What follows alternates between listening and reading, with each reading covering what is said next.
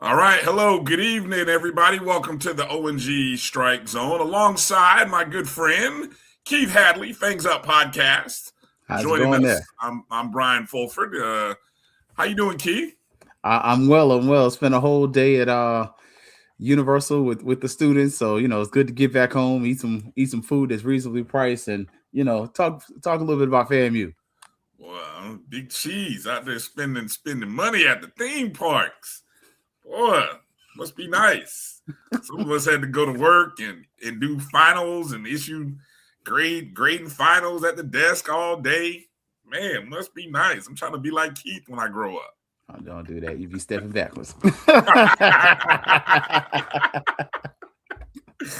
Oh, man. Well, definitely, man. It's good to have you on. Appreciate you answering the call. Because as you can see, my brothers, they are on assignment, man.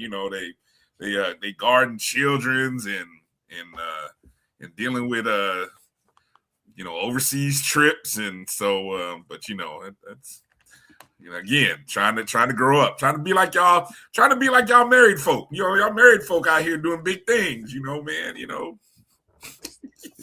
One step at a time. Look, she out. Right, She out like a light downstairs. Gotta crawl before I walk. Gotta crawl before I can walk, Keith. Gotta crawl before I can walk. But anyway, yeah, man. Kelvin and Marcus, they're out on assignment, but I'm sure they'll be back next week. They might even be in the chats. They might pop in the chat, so you guys in the chat room might have a chance to see them. But hello to everybody who's checking in for the show, everybody watching, of course, on the Facebook feeds, whether it's the Black College Sports Network or our O&G StrikeZone page. You could also be watching on Twitter, X, as they call it these days. I still call it Twitter. Instagram Live is jumping. Let me see. Anybody jumped in from Instagram Live? Nope, nobody yet, but, it's there.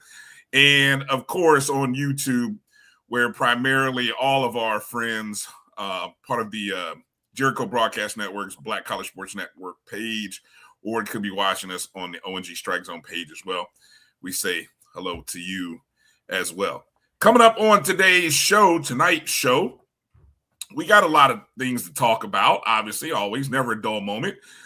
We've got FAMU baseball taking a good first step in the SWAC Baseball Tournament that kicked off today.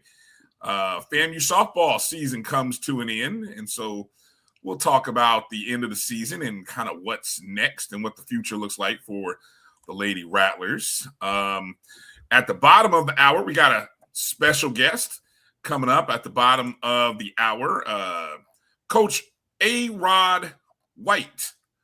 He is a coach, scout, and also a writer with Black College Nines. I should say coach and baseball scout. Black College Nines. If you're not familiar with Black College Nines, they do a great job of covering HBCU baseball at all levels. So he is live. I know he is in Birmingham. He's at the SWAC Baseball. I don't know if he'll be joining us while he's in the press box or a room or from the bleachers or his hotel. I don't know. I guess we'll find out. But he's in Birmingham on site where, Keith, I think I got SWAC TV on a channel, and I'm looking at the game that is on now. It looks like they're heading to the 10th inning of the Jackson State and Southern game, which is happening live on SWAC TV. So we'll update everybody on the results of everything thus far. And then at the top of hour 2, our good friend Liv for Hoops, a.k.a. Olivia. Liv for Hoops, Live for Hoops or Die Lonely, as I like to say. And, Liv will be joining the show, man. We have seen Coach Bridgette Gordon making some hella moves on the recruiting trail. I was just doing the math, Keith. I counted 1, 2, 3, 4, 5, 6, 7 new recruits. 3 of them, 3 new recruits, all D1 transfers in the month of May. And so, it's an interesting mix, where you've got so many returners and then you've got all this new talent. So none better than Liv to kind of help us break that down. And also Coach Ward, I've seen a couple guys come in a little slower on the basketball front, but I mean, slowly guys are starting to build a roster. Eventually it'll get there. So, but we'll catch up with that. Anything else I might have missed there, Keith? That anything you want to tease and maybe hit up as we get in later into the show? Teasing up. Honestly, something I don't even think we talked about yet, but I don't know. I'm pretty sure you saw it in the alumni group chat. Whoever did the stadium rendering. No, I did not see that. You have to download that, and so we can look at a picture. I'm gonna have to send that one to you. Stadium, they put a stadium rendering for Bragg Stadium for the end zone, and it is magnificent. It looks beautiful. I'll send it to you right now. But it was gorgeous. It gave me a lot of hope. Email it. I'll email it. But yeah, it is one of those things you look over and you're like, oh, really? And it's possible, it's doable, and I like it, and I do like the initiative behind it. So, if I was going to tease anything out, I think that'd be the thing I would kind of tease out. Just some hope, and just seeing some folks who are having the idea of, hey, let's put some money behind this and maybe get some things going. I think ever since Milton Overton did those renderings, which is it's almost been a decade now, right? More than Since that. he did those, had those renderings done of what could have been. I think we have all been salivating to see something, right? Some improvements. Even when maybe about 4 years ago when they did the recent bleacher renovations, we were still kind of like, well, can't we do this, that, and the other? And then it always comes back to the bathrooms. And so anyway, and when they did the new strategic plan, comes back to the bathrooms. It's like,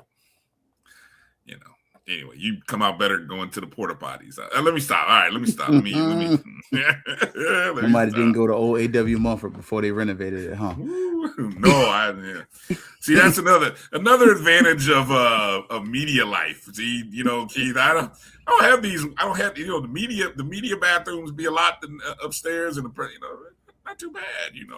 I don't get a chance to go to the bathrooms with the fans. So, they ask me, why do you want to get in the media? Free entrance to games and nice bathrooms. That's my answer these days. And occasionally you get fed. And yes, and occasionally you get some free food and drinks. I mean, look, that's exactly what I would tell a young person to say. How do I get into sports? Well, I mean, hey, get into games. Sometimes you get fed. Nicer bathrooms than what fans get, and hey. Anyway, let's get into the roll call and say what's up to the family that jumped in early and often. Everybody in the chats, of course. You can shout us out if you're on Facebook or on YouTube. I think you can even do chats on Twitter as well.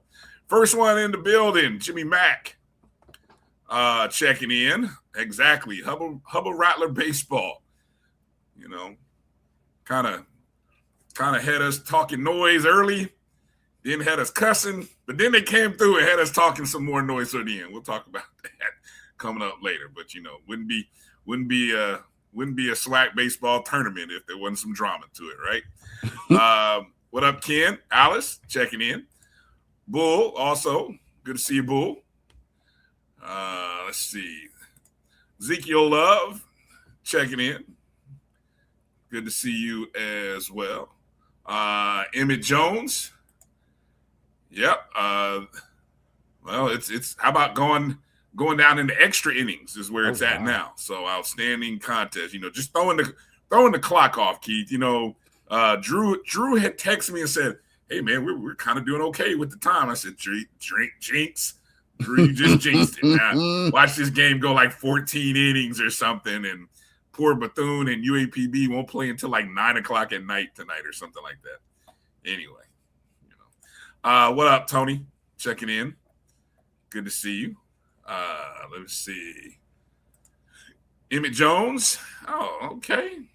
All right, give us some love to FAMU. Exactly. Liv checking in. Everybody in the chats. Liv will be on coming up, top of hour 2, 9 o'clock Eastern.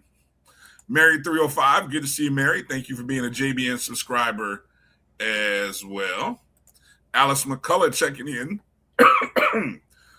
Facebook from the 561.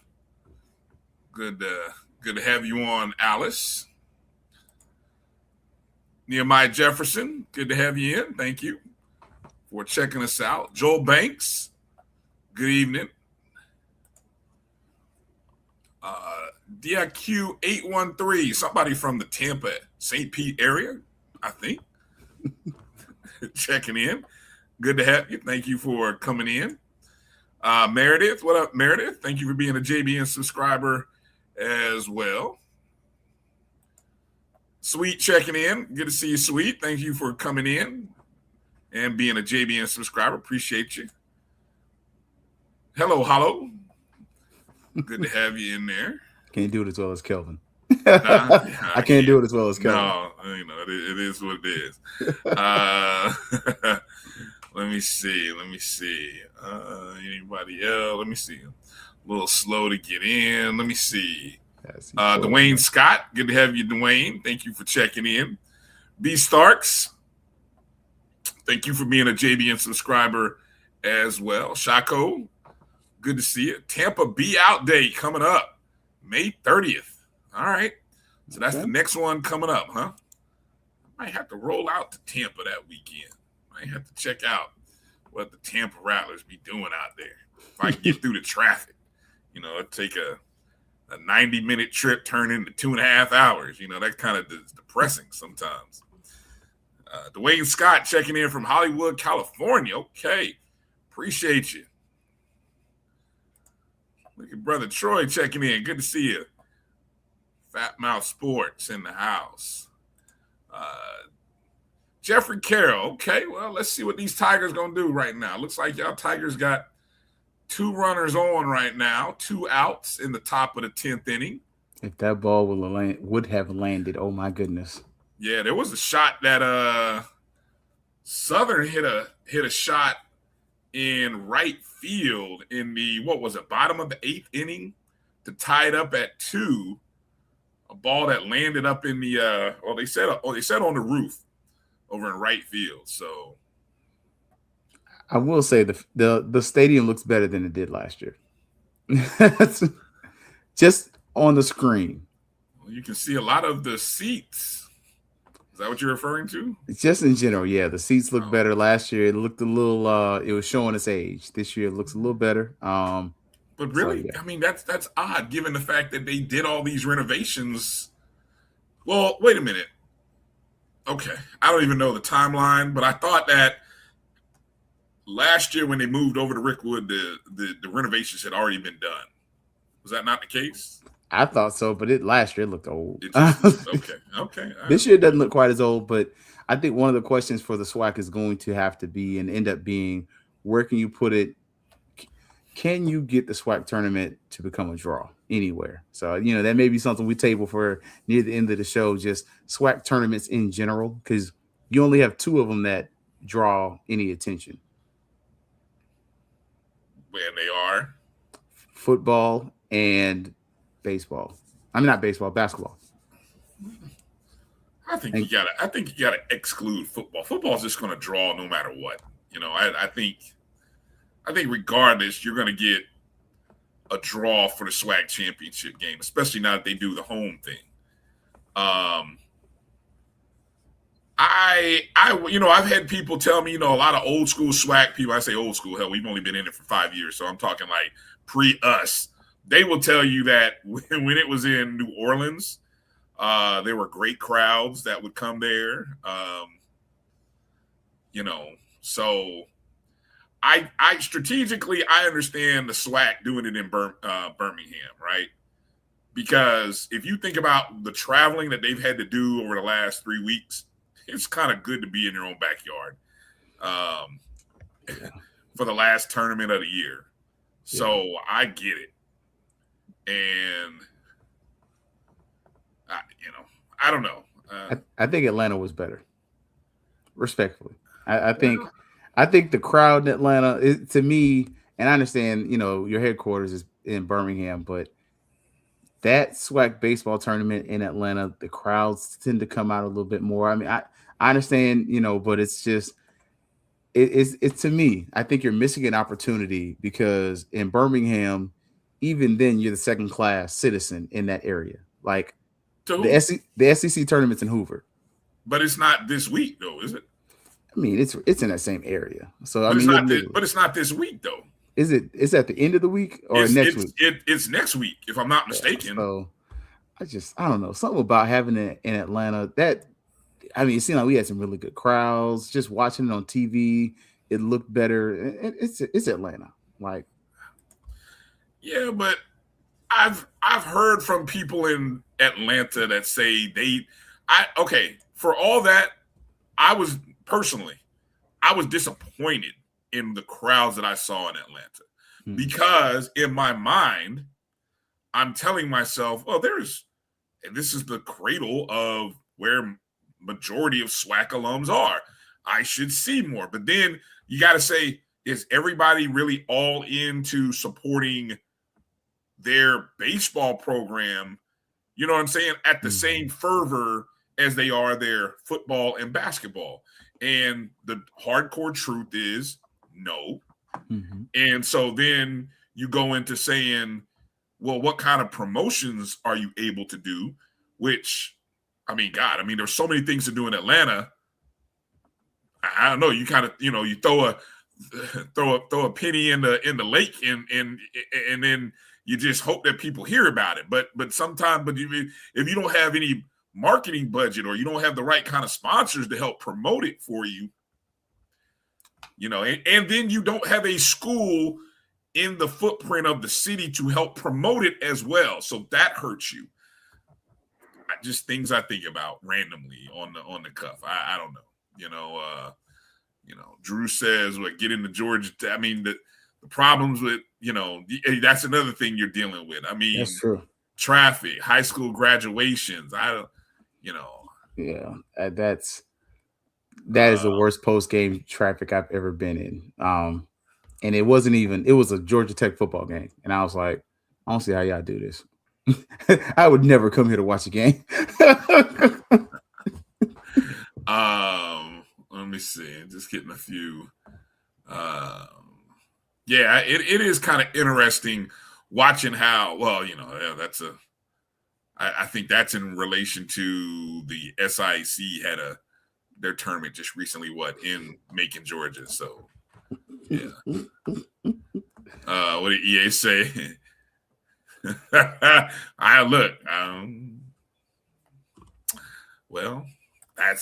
the challenge.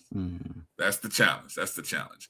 But okay, let's kind of get into the first thing we want to, before we talk about baseball. We got to put an end on the softball season. As our Lady Rattlers went out, of course, were winners of the SWAC championship, got invited, earned a trip to the Gainesville regional. In a regional that you had the second seeded Florida Gators. You also had Georgia Tech and Texas State in the quad. And of course, FAMU first started out against Florida, lost 12-0.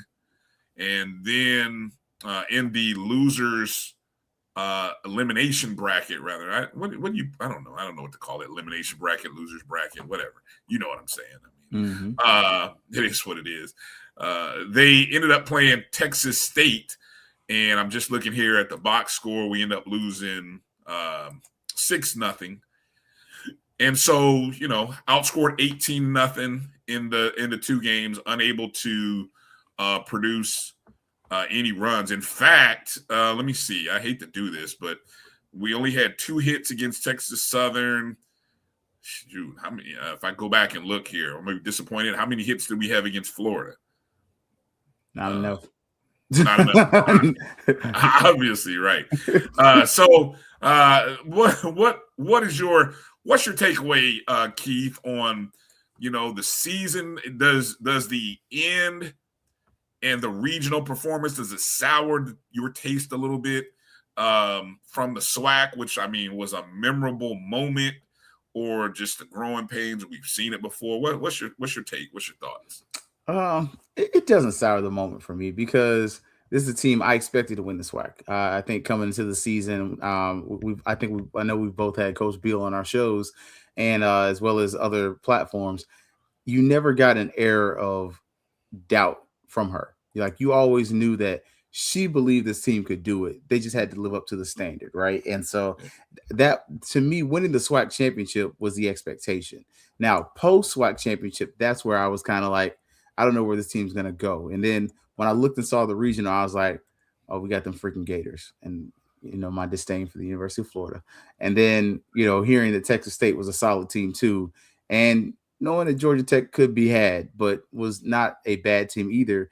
I went in there with the understanding that we're overmatched, but if we can put up a fight. But then I did watch the SWAC tournament. I saw how we struggled at times against really good pitching. And so when it's like, hey, we didn't quite get the hits, I wasn't torn apart about it. But I was also like, man, I felt like Coach Beal. We left some meat on the bone, and hopefully it inspires them for next year. But I also was of the mindset that this is where we see what investing in champions looks like. Like, we've had that program for years where we had the investing in champions and all this other stuff. But now when you see where, hey, the people on the ground invest in the program and get the coach some of the things she needs, then you start seeing some of those advantages show off on the field. And so overall, I thought the season was a success. I do feel like you left some things on the table that you could have gotten, but I also left with the understanding that, hey, if we can build this program and support this coach, maybe we can build something that's going to be lasting and that allows us to be able to compete against those teams. The one thing that I come away, I know Coach Beal is such a competitor, and there are people, EA will say we're SWAC good, but she wants to be better than SWAC good. Like, in her heart of hearts, she is the kind of coach that is striving to win games in the NCAA, not just be there. And for this group, we haven't been there since 2017. So we're talking almost a 9 to 10 year run of the program to get back to its championship level, right? So for this group to get there, good, golf clap. But she really wants to, be at that next level where this program can win a game, can challenge. Somebody mentioned on one of the other shows I was on, we were talking about, I think it was in reference to where Bethune-Cookman might go if they run through the SWAC baseball tournament. And look, because of the SWAC, we're going to be a 4 seed somewhere. But if you notice how softball does their rankings, right? It's matchups versus either 1 seeds, 2 seeds, 3 seeds, or 4 seeds. Howard University got matched up against a 3 seed in Duke.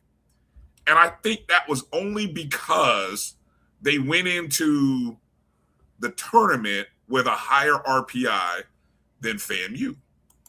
Now, at the end of the day, FAMU ended up with just 1 place higher than Howard. And I think it was a little crazy seeing Howard as a going up against a 3 seed and not us. Because if you go look at our strength of schedule in the non-conference, it was better than Howard. It was better than any HBCU, first off. And then secondly, we had to defeat a team 2 out of 3 times that has a higher RPI than FAMU and Howard University in Southern. And we beat them 2 out of 3 times. So, that's the disadvantage of only playing the East, Keith. Quietly, we talked a lot of mess about East v West. Actually, playing other Eastern Division opponents hurt us, probably.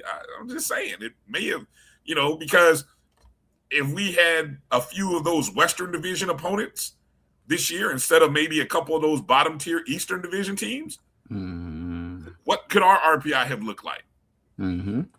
Especially defeating them. Yes, exactly. And so I just think, you got to remember, last year's team she came into in October. That team was already there.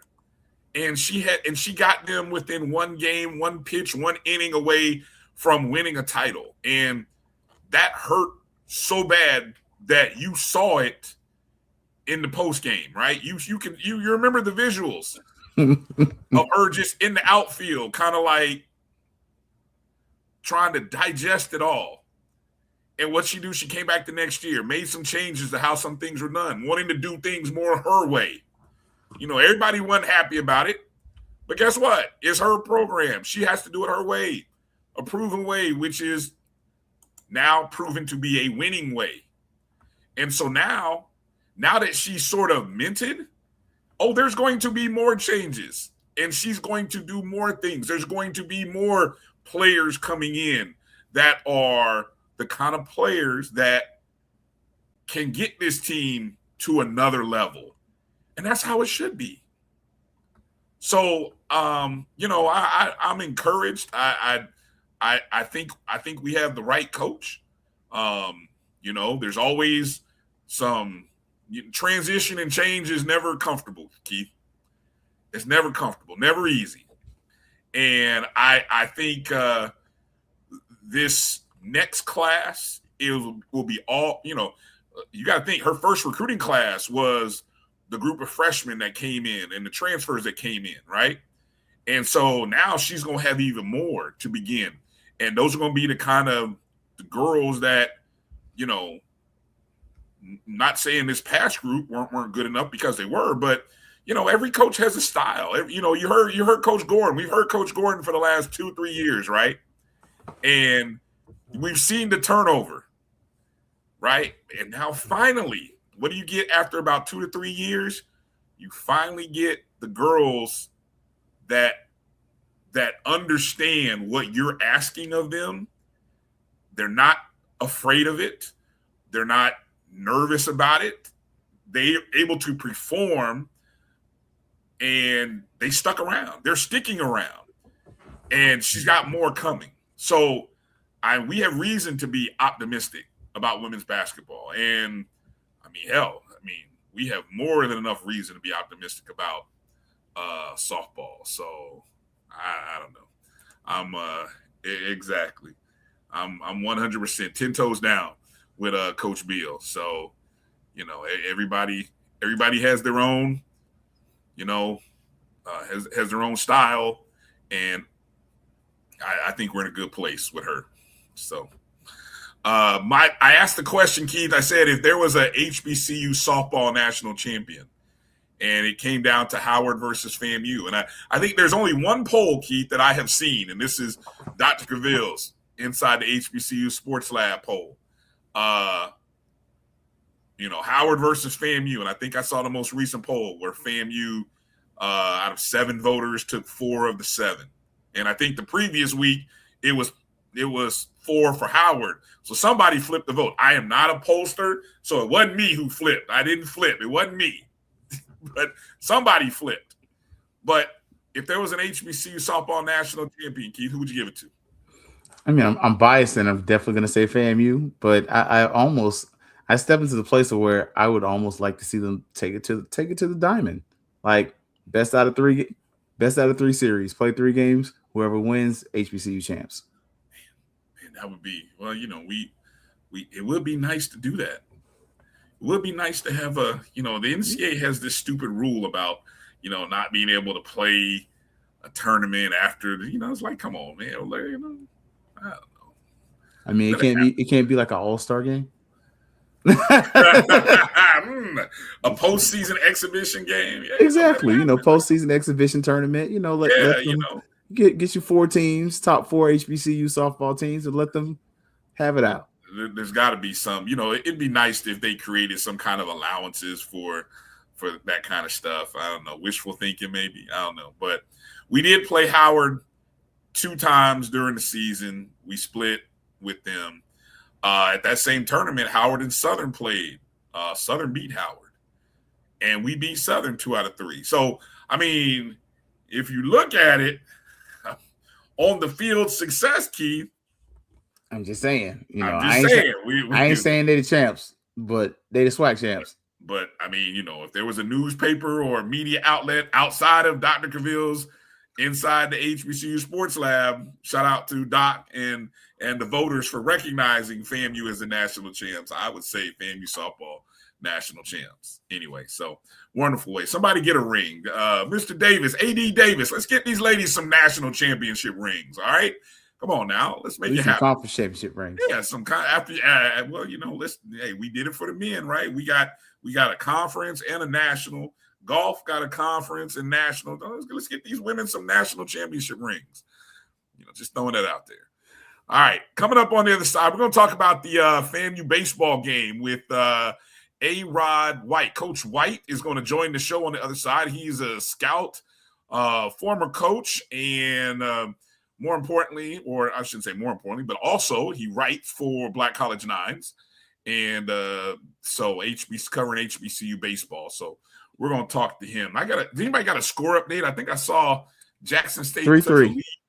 Oh God, it's somehow my 3-3 TV froze up.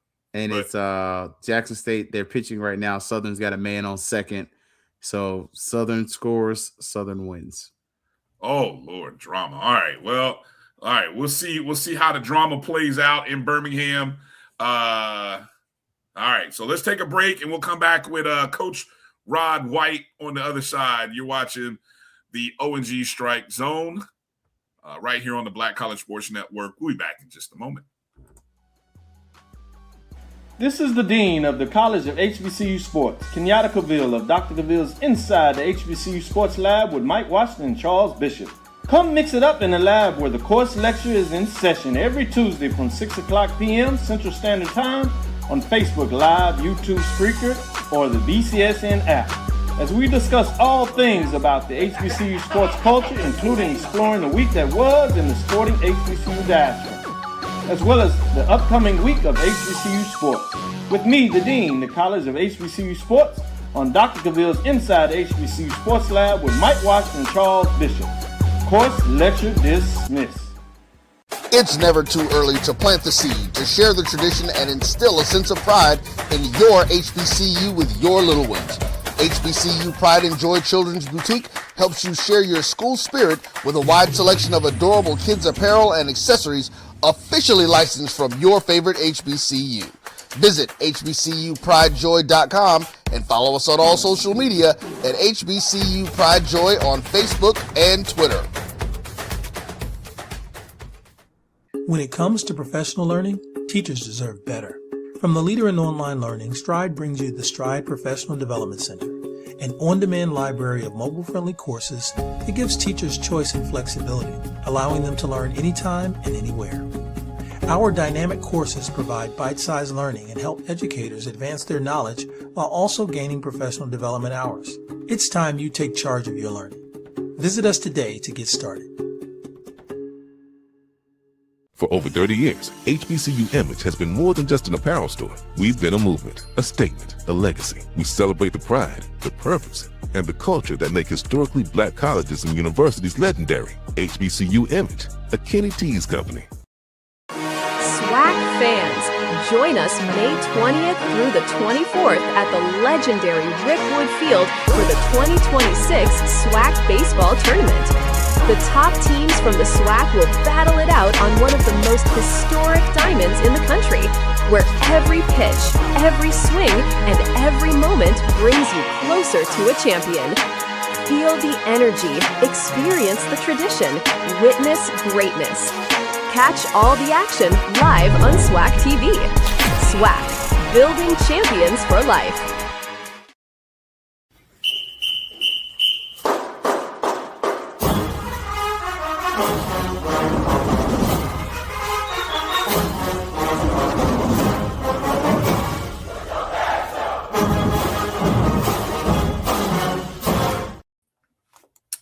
All right, welcome back to the O&G StrikeZone alongside Keith Hadley, Bryan Fulford, and joining us live from Birmingham, Alabama right now is Coach A. Rod White, Black College Nines, and among other things, a coach, a scout.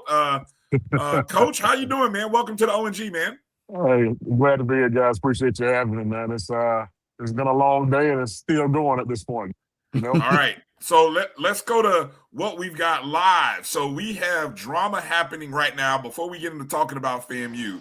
Okay, I can hear you now. It cut out for a minute there. All right. Okay, you good. Okay, I was just saying, we're all watching SWAC TV as well. We got Jackson State.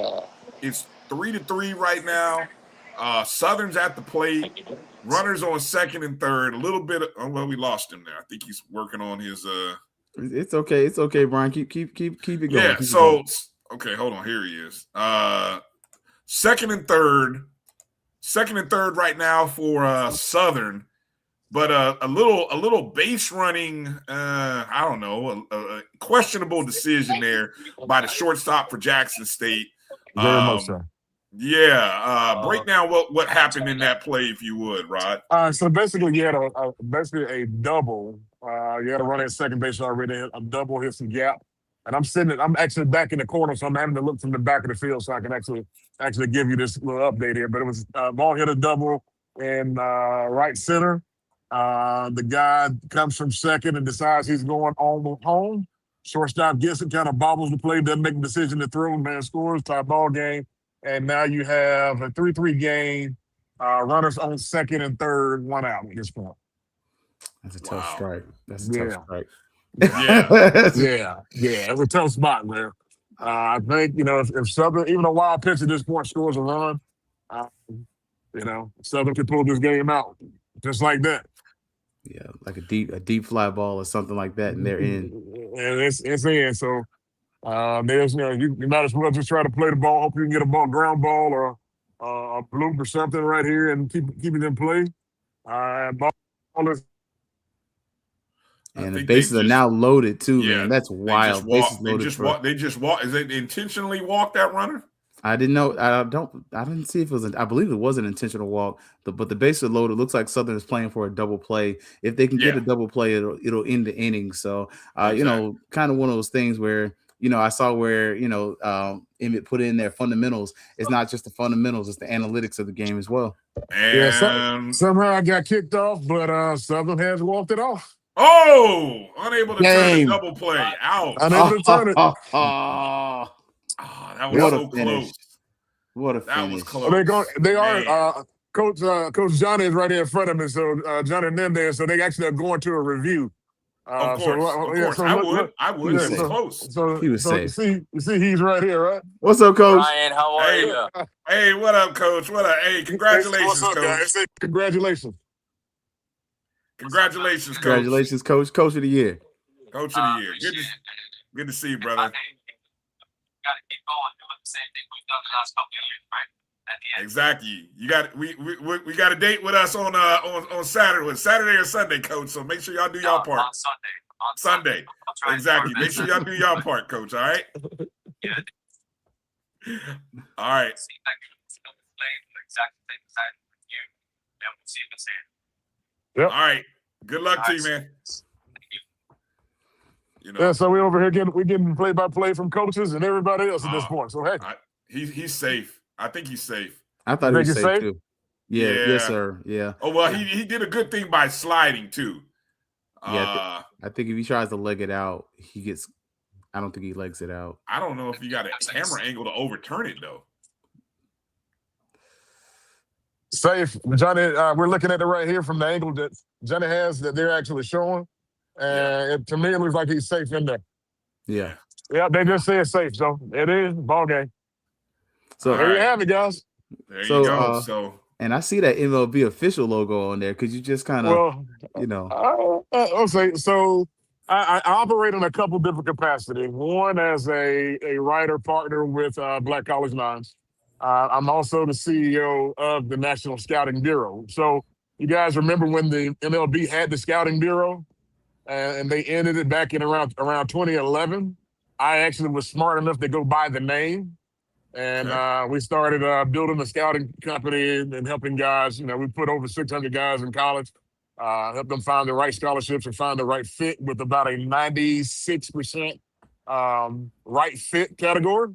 So we've been doing that. I started writing, and they asked me to, since I'm covering so many games, I'm also the cross-checker for the MLB Swingman Classic this year. Okay. So I'm the person that goes around and does the final evaluations of the who makes that top 50 for the Swingman Classic. So I operate in a couple different capacities now that I'm off the field coaching. Are you enjoying this role more than coaching? Man, listen, there's nothing more than I love than being on the field coaching, but this is a great supplement for it, right? I'm on the field watching guys, pretty much every day, whether it's high school, college guys. I'm out here beating the streets, making sure we can help guys that are looking for those opportunities. At the same time, working with various college programs to find the right fitting guys. So that's pretty much what I do, other than the writing part for Black College Minds. So, yeah. All right. Well, now that Southern has taken care of their business and they continue their winning ways, man, I tell you, this is one of the hottest teams in baseball. I was just going to say the SWAC, but probably in baseball right now. Yeah, that was number 17, right? Back, SWAC wins. So. Yeah, I think so. Well, our FAMU Rattlers are going to get a chance to meet up after a morning game in which, for 6 innings, Caleb Granger threw a great 6 innings, 101 pitches. Only 1 run allowed. The FAMU bats were up early. They came with a good breakfast. And then, that damn 7th inning kind of came up. That 7th inning came up, yeah. Go ahead, I'm listening. No. I was just recapping it a little bit for people who might have missed it. But just go ahead with your observations in what you saw today, because it was almost like 3 different phases of the game, plenty highs and lows. Yeah, there were a lot of highs and lows. After Caleb came out, I can't remember the young man they brought in. I got my notes and stuff up there. I walked down in and left everything up there. Texas Southern came in, got a couple of hits that were shocking. I'm not going to say shocking. They were timely hits, right, to kind of put pressure in the game. And ultimately, with those highs and lows, this particular game, the Rattlers came out on top.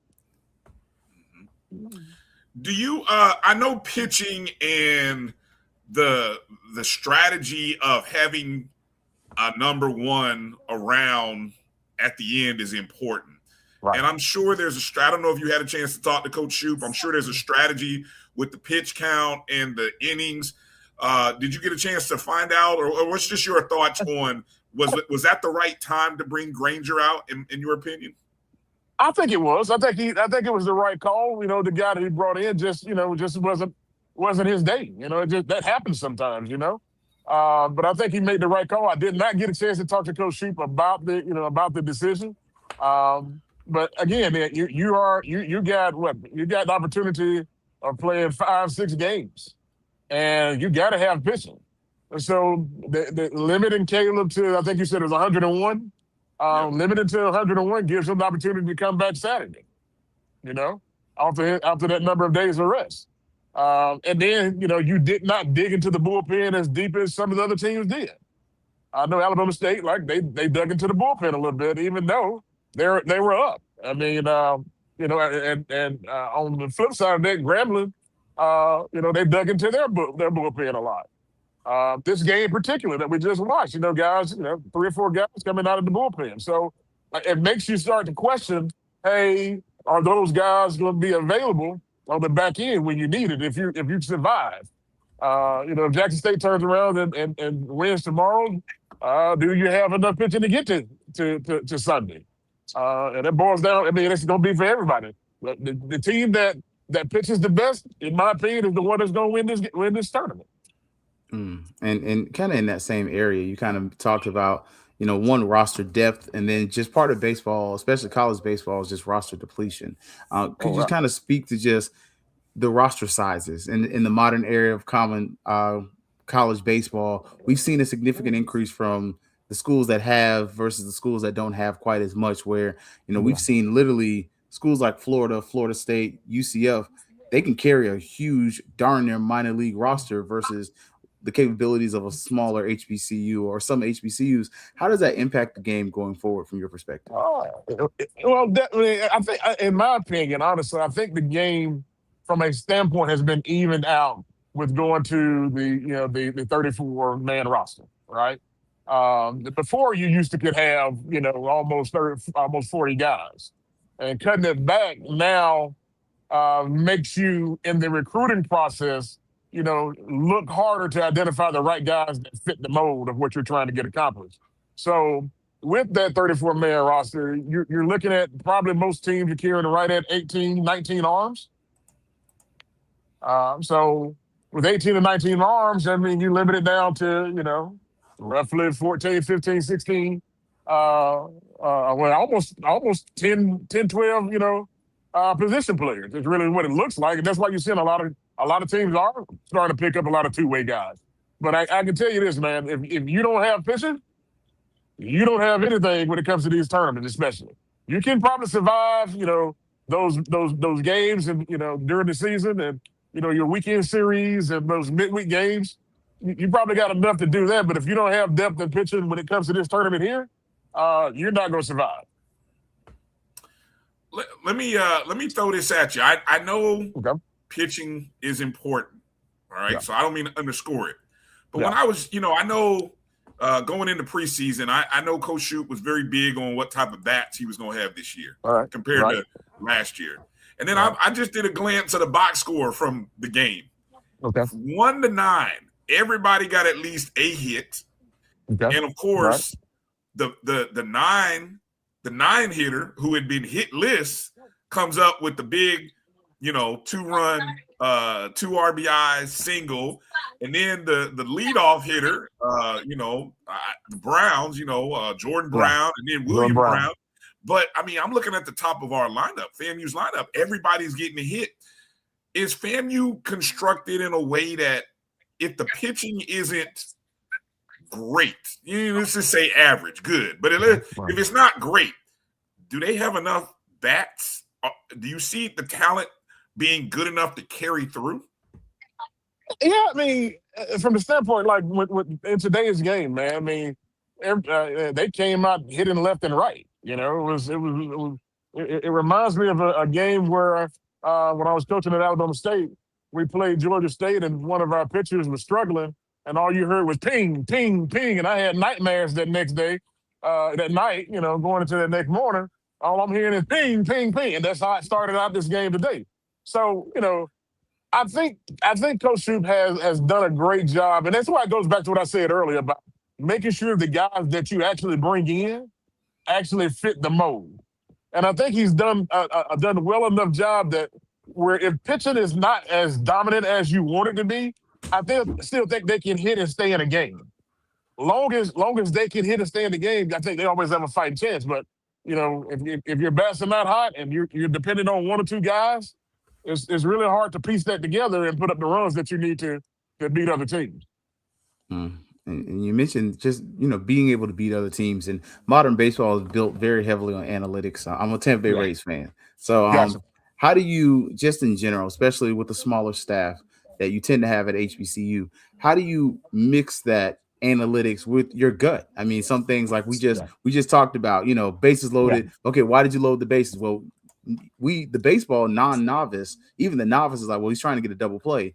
But then how do you then go on to use analytics when you have a smaller group of people? So when you have a smaller group, I'll give you a good example. My time at Dillard University, right? I'm a very data analytics heavy individual. We come in and we do things more than just basic physicals.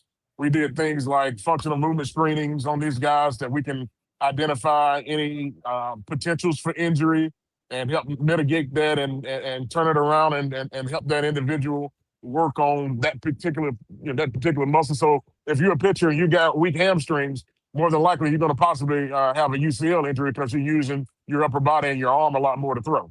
So when you go in and you take that type of analytics and you develop your guys based off of that on the front end, that helps you eliminate and reduce your injuries. And that's how we looked at it at a Dillard standpoint.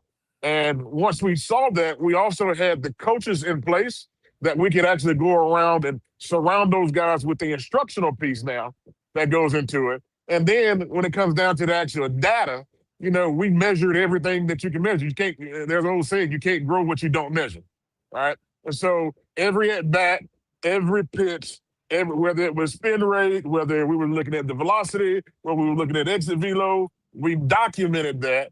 And then you turn around and you have a team that, when I took over the program, they were 6-21.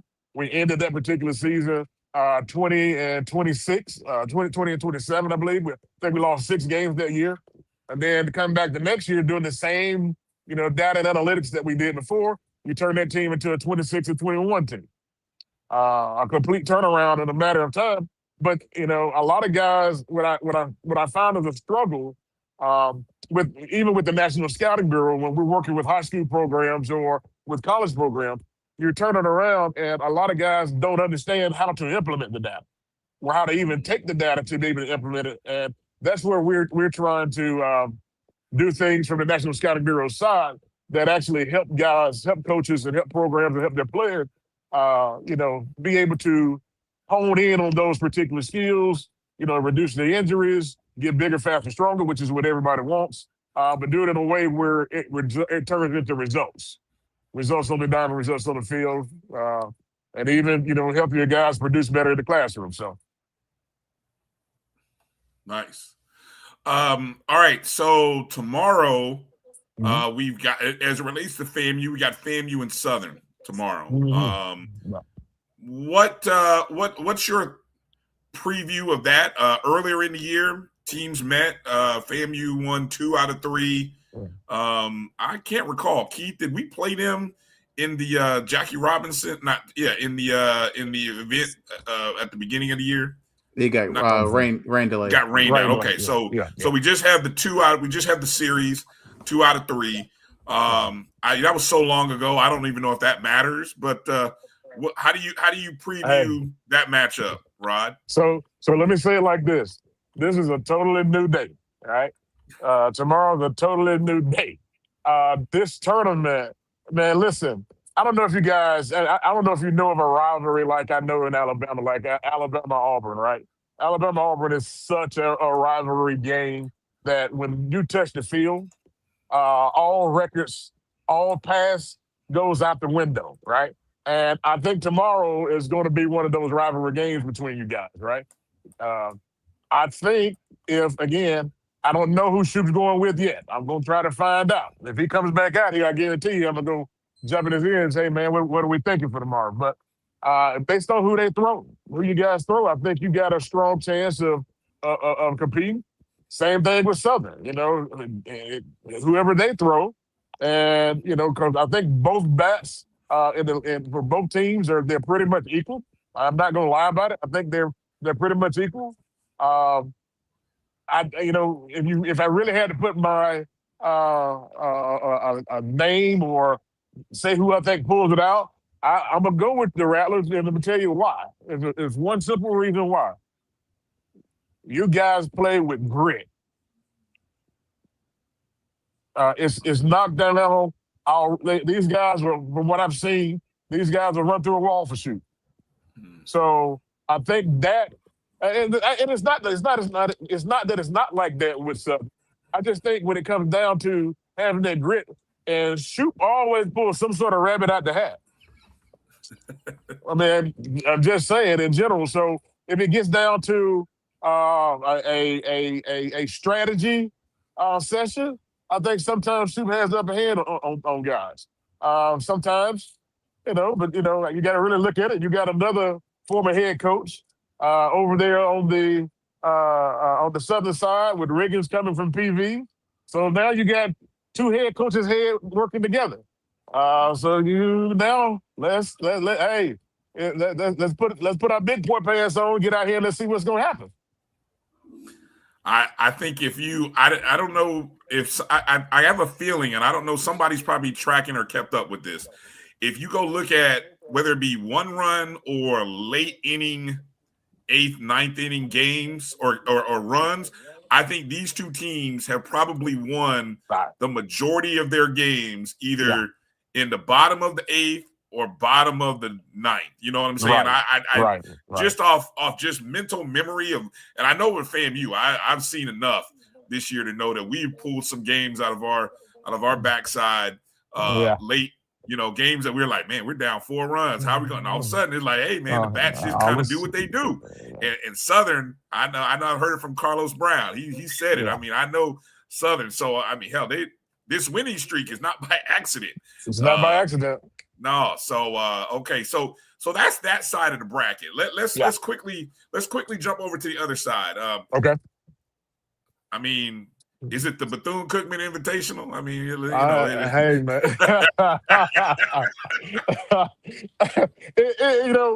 On paper, it looks that way, right? It looks like the Bethune-Cookman get down here, get your tail kicked Invitational.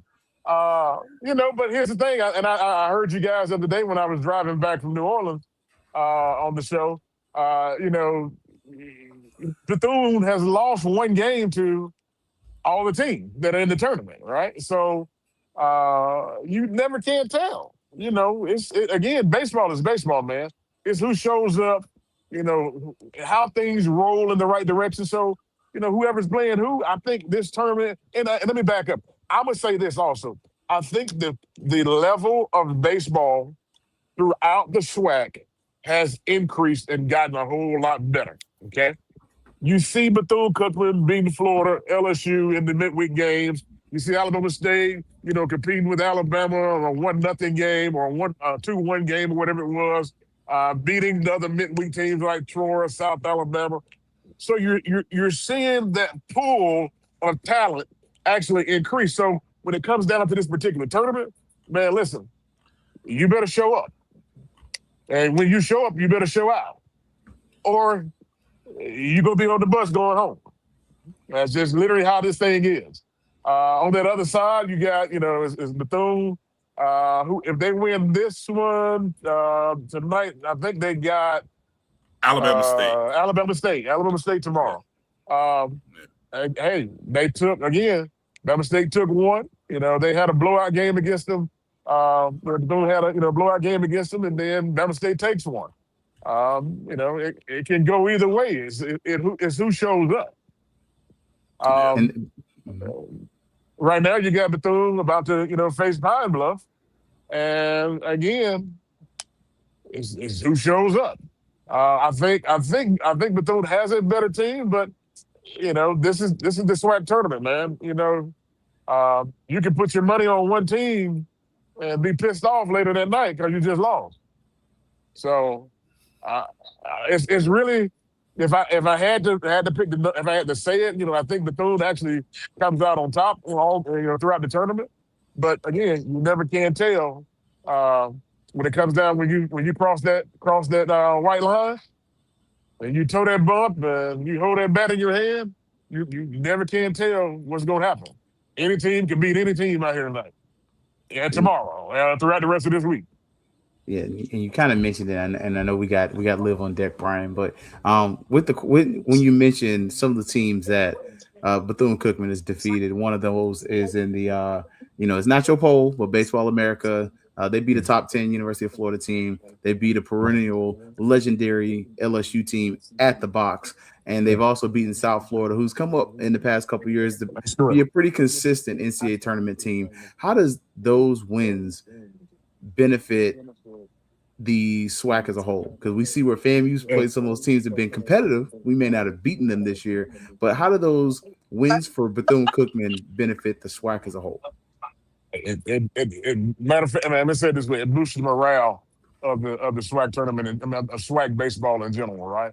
I've talked to several teams and several guys, and several players, right? And I've had players from Southern to reach out to me, former players that I've had reach out to me, man, and they say, "Hey, coach, Bethune being Florida, Bethune being Cookman, that makes us all look better, right?" I think it gives credibility to the SWAC. That hey, this is not those same pushover days where you thought you were gonna pad the stats on it. The SWAC is here. You got teams that are here, you got coaches that are here, and you got players that are here. You see teams increasing their facilities. You see, most teams moving into the data and metrics with TrackMan and things of this nature and Synergy, where they can actually monitor and see where their guys are developing and and the things they need to work on. This is not the old SWAC of old where we were playing in the cow pastures anymore. I mean, I hate to say it like that, but that is what it is. When I came through, I'm just being honest. Playing at Alabama State, we played in some terrible fields throughout the conference, right? And now you get to come at and let me mention this while I'm saying you get to come play at a historic Rickwood field where MLB has come in when they did their Field of Dreams and completely renovated the turf and the stadium itself. And I think it's an honor for these guys to have the privilege of playing here. But throughout the SWAC in general, I think beating those teams, competing against those teams day in and day out, outside the conference in those midweeks, boost the morale of this program and boost the credibility of these programs. And we called it at the National Scouting Bureau, we call those the ambush alerts, right? When they showed up and LSU thought they were going to dominate Bethune and the box, at the end of the game, I had the ambush alert. Soon as the last pitch was fielded and the ball was at ground ball, they made that last out, it was already hitting social media. We had the ambush alert because you're not supposed to go in and beat LSU. That's what the thought process is. Now we're saying, now everybody's saying, hey, LSU is looking at me like, hey, we got to go compete against everybody and not just, think we're going to pad the stats on these guys. That's just how it is.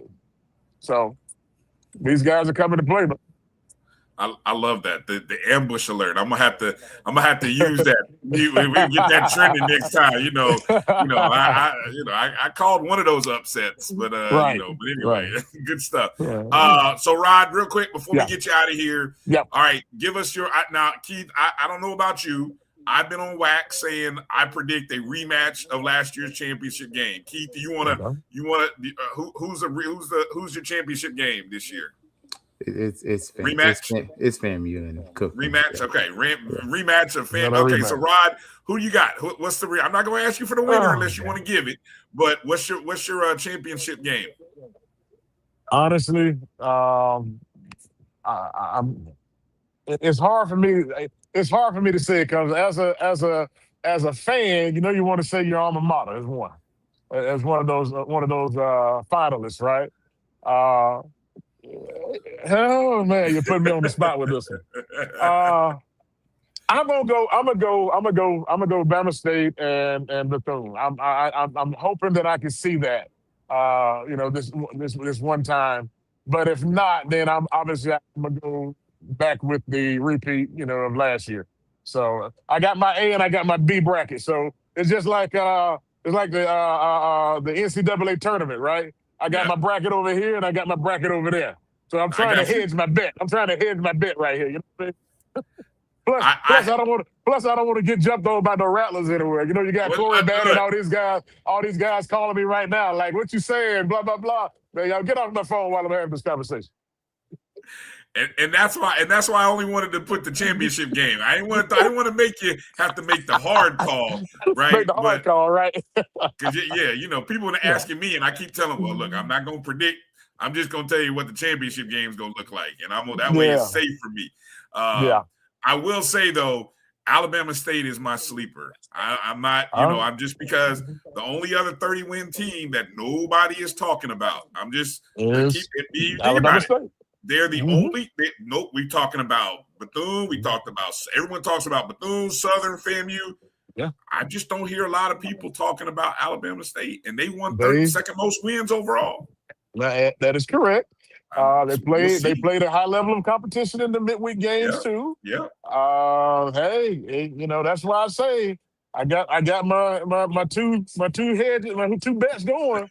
I'm in good shape either way. So but yeah, man, it's honestly I will say this. I won't hide this. I think Bethune-Cookman actually, in my opinion, has the ability to repeat. Sure. Their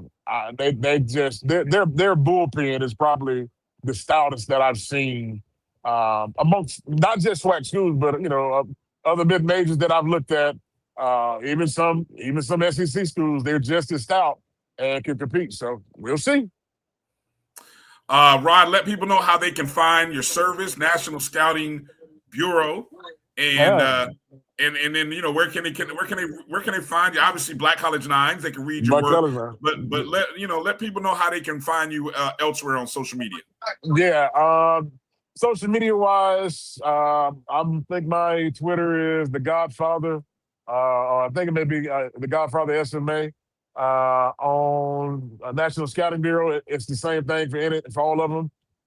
Twitter, Instagram, NSB Scouting.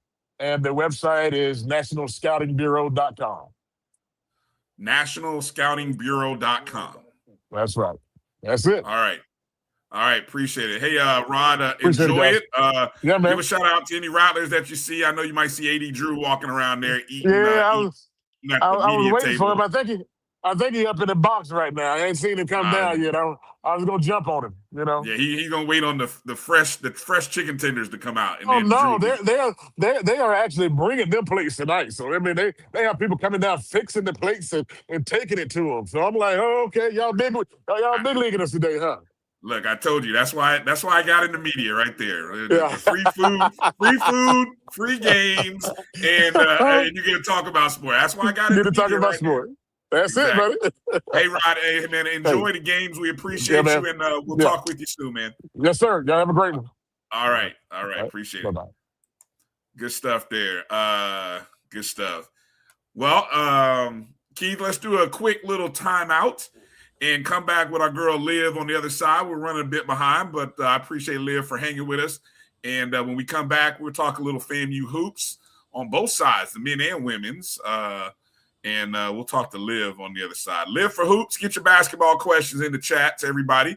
Liv doesn't hold back. So it can be SWAC related, HBCU related, FAMU related. You got a question, Liv's got an answer. Coming up on the other side, you're watching the O&G StrikeZone. Keith Hadley alongside me, Bryan Fulford, and we'll be back right after these words. For over 30 years, HBCU Image has been more than just an apparel store. We've been a movement, a statement, a legacy. We celebrate the pride, the purpose, and the culture that make historically Black colleges and universities legendary. Whether you're a student or a lifelong supporter, our gear lets you wear your HBCU story with confidence and style. Because when you wear HBCU Image, you're not just wearing clothes. You're wearing culture. You're wearing pride. You're wearing purpose. HBCU Image, a Kenny T's company. From cancer care to accidental injuries to cardiac care, we all know that there are times that you can't control what happens in your life. But with Globe Life Family Heritage, you can be prepared to weather the storm when it comes. Call Dr. Beverly Eagle Rogers at 877-300-8269 or visit the website at globelifefamilyheritage.com. With over 25 years of serving communities, Dr. Beverly Eagles Rogers is here to help you and your family through difficult times. Dr. Beverly takes pride in Globe Life being one of the few companies that returns 100% of premiums to clients that stay healthy. So for more information, call Dr. Beverly Eagle Rogers at 877-300-8269 or visit the website at globelifefamilyheritage.com. SWAC fans, join us May 20th through the 24th at the legendary Rickwood Field for the 2026 SWAC Baseball Tournament. The top teams from the SWAC will battle it out on one of the most historic diamonds in the country, where every pitch, every swing, and every moment brings you closer to a champion.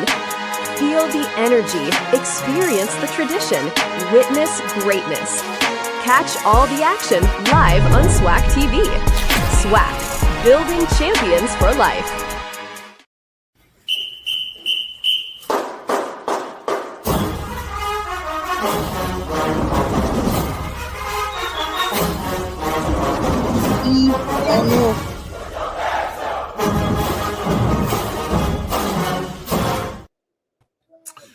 All right, welcome back to the O&G StrikeZone alongside Keith Hadley. I'm Bryan Fulford, and joining us is none other than AKA Liv for Hoops. I'm not going to call you your government name. I know, But Liv, how you doing tonight? I'm great. How are you guys? Doing well. Doing great, Liv. Doing great, Liv. What's getting ready for summer? What's life like right now around the Great Lakes region? I mean, like a couple days ago, it was super hot, really nice. And then yesterday it got chilly because we were getting hit with storms. And then today it was back warm. So we're in that like up and down weather right now. But our summers, it gets hot here. People don't think it does, but it does. Just a different type of hot than obviously Florida, but Yeah. I keep going back to thinking when I first met you, I know you were coaching, and I know you were doing a lot of coaching, and you kind of stepped away from coaching. You miss it this time of year? I'm not missing it at all. No, definitely not. What was it? What was it that you're not? I know you miss the kids, but just in general, what don't you miss? It just takes up so much time. So like people don't know, I was a coach at the JUCO level. I was a high school coach. I coached AAU, a lot of different levels. It just takes up too much time. Things drastically changed once I had a kid, to be honest, because it was like, it's too much wrangling a toddler around a gym. And my child is not like, we don't have an iPad. Like that's just something I personally don't have with my kid. So it was just too much. And I was like, this is too much time, like practices, games, all the traveling. I was just over it. Like, I was like, no, I'm good. I do miss my kids though. My youngest group, who I've never coached young kids before, like I miss them a lot. Like they were just so cute and wanted to learn and wanted to be coached hard. And that was like one of my favorite groups ever to coach. So they're like they're in high school right now, they just are finishing their freshman year. Nice. You still did you get a chance? You still follow them? Obviously you get a chance to go to any games or get a chance to, I know it's kind of hard during the year, but when I stopped coaching, because like I was like, you guys aren't following me on anything. They all started following me on Instagram and all of that. And they tell me their game schedules all the time, and I try and go when I can or when like for AU, because a lot of them when I stopped coaching went to other even organizations. Like if they play each other, I'll try and do that. So it's like I'm getting multiple kids at one time when I can. But yeah, they still message me their schedules all the time. All right. Well, look, I know, we have seen a lot of movement in the HBCU basketball spaces, and we're at the point now where kids have to kind of make choices. Mm-hmm. Teams have to make choices. What has been some surprising developments that you have seen just across the diaspora, of teams, whether it be transfers, kids leaving that have found new homes, or maybe teams that have really taken advantage of the portal? When it comes to leaving, I just feel like I'm not surprised anymore. I just assume that every single team in the HBCU landscape is going to have a lot of turnover. So it never surprises me. And to be honest, I never blame kids in the climate that we're in, where they have coaches, which they really should do their research and be very careful. They have coaches being like, oh, I'm going to give you X amount of dollars if you sign with us. I don't blame kids for wanting to take advantage of the opportunity to get money. I can't be mad at them for that, especially if there's kids now who, in the situation they're in, are still like, being a provider for their family. So if they have to make decisions on what's best for them, and also it's like, this could be like a whole episode, because there's good and bad with all of it. Like the so-called reps, which there should be a lot more, like, there needs to be a lot more regulation, because there's reps who are saying they're agents. You literally need to be licensed to be an agent. You cannot call yourself an agent unless you're licensed. You're a rep. You like, and I know for a fact, because I've witnessed it on both sides, kids getting screwed over by reps, because that's what they are. And also reps like lying to players, being like, oh, the coach said this, or like vice versa. It's all just a game of who can you find that's just honest and reliable, and just, it's messy. But I would say there are a few teams who I think have taken advantage of the opportunities. The good thing about with a lot of these kids utilizing the portal is we're going to have players who end up at HBCUs who are going to be super productive and add a lot of value to these teams and the conferences, because they want the opportunity, especially when they're like a lot of these D1 transfers. They just want the opportunity to play and get the minutes that they want. And people may be upset about that, but I just feel like we have to pick our battles. And if kids are coming here just to get their film and then move on, so be it. There's literally teams like, and it's not just HBCUs, like mid-majors and low majors have been hit the hardest with the transfer portal and the NIL era. But I would say teams that have really, really stood out to me so far as of today on May 20th at 8:23 p.m. Central, because someone's going to bring this up and be like, well, I said this on May 20th at 8:23 p.m. Central in 2026. For women, I've really liked what Alabama State has done. I think they're going to be another contender. I think she's done an absolutely phenomenal job. Another one, obviously, I think FAMU's done a great job. Their biggest issue, I mean, they had a few issues last year, but their biggest one was the rebounding. They were either second to last, or third to last in almost every single rebounding category. So to me, if you can fix rebounding, it may, hide the other problems a little bit more, depending on how these existing players blend in with these new players. But I think they did a great job of getting important pieces that were really, really crucial and needed, because you just can't be last in every single rebounding category. You're not going to be successful. And then for men, I really like what so many teams, I feel like a lot of men's teams are actually doing a really stellar job. I really like what Norfolk State has done up in the MEAC. If anyone pays attention, he's been like never again, because they got exited the first round, which is not like them. So I feel like he's going to be on a revenge tour up there.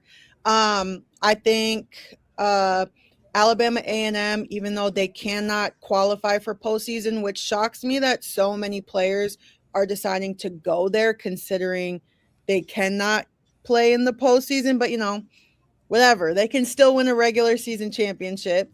Alabama State has done a really good job. For the men, though, when I'm looking at the total pieces brought in, I've been really impressed with Southern. And I think with Southern is just, I know all the pieces fit his system, because all his years, his teams have been successful and at the top half of the SWAC, because you're either going to come and play my way of basketball or you're going to leave. And so I think he's done a really good job. I think he's gone out and got really, really good guard scoring. And for the men's side, that's what I see makes a team most successful.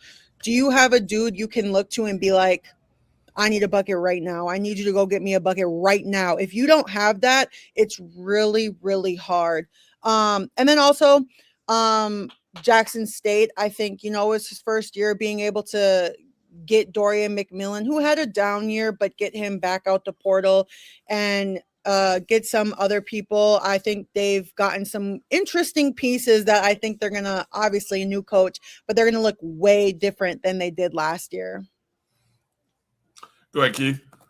Absolutely. And you were just mentioning, just looking at these teams and looking at the rebuilds, and just kind of had to go back and, look at my Liv page a little bit, so if y'all haven't already checked, it's Liv4 Hoops on Twitter, go check it out. She's WNBA, college basketball. She's basketball. But when you're just looking at it, could you just talk about almost the trickle down effect, like how, you start to see the bigger programs kind of have their moment. You start to see the smaller programs. And then I look on your page and I see Clark Atlanta and the other schools start to kind of get in there. Could you talk about how, these athletes are kind of now, as Bryan mentioned, kind of having to find a home, and kind of how this affects just the HBCU landscape in general?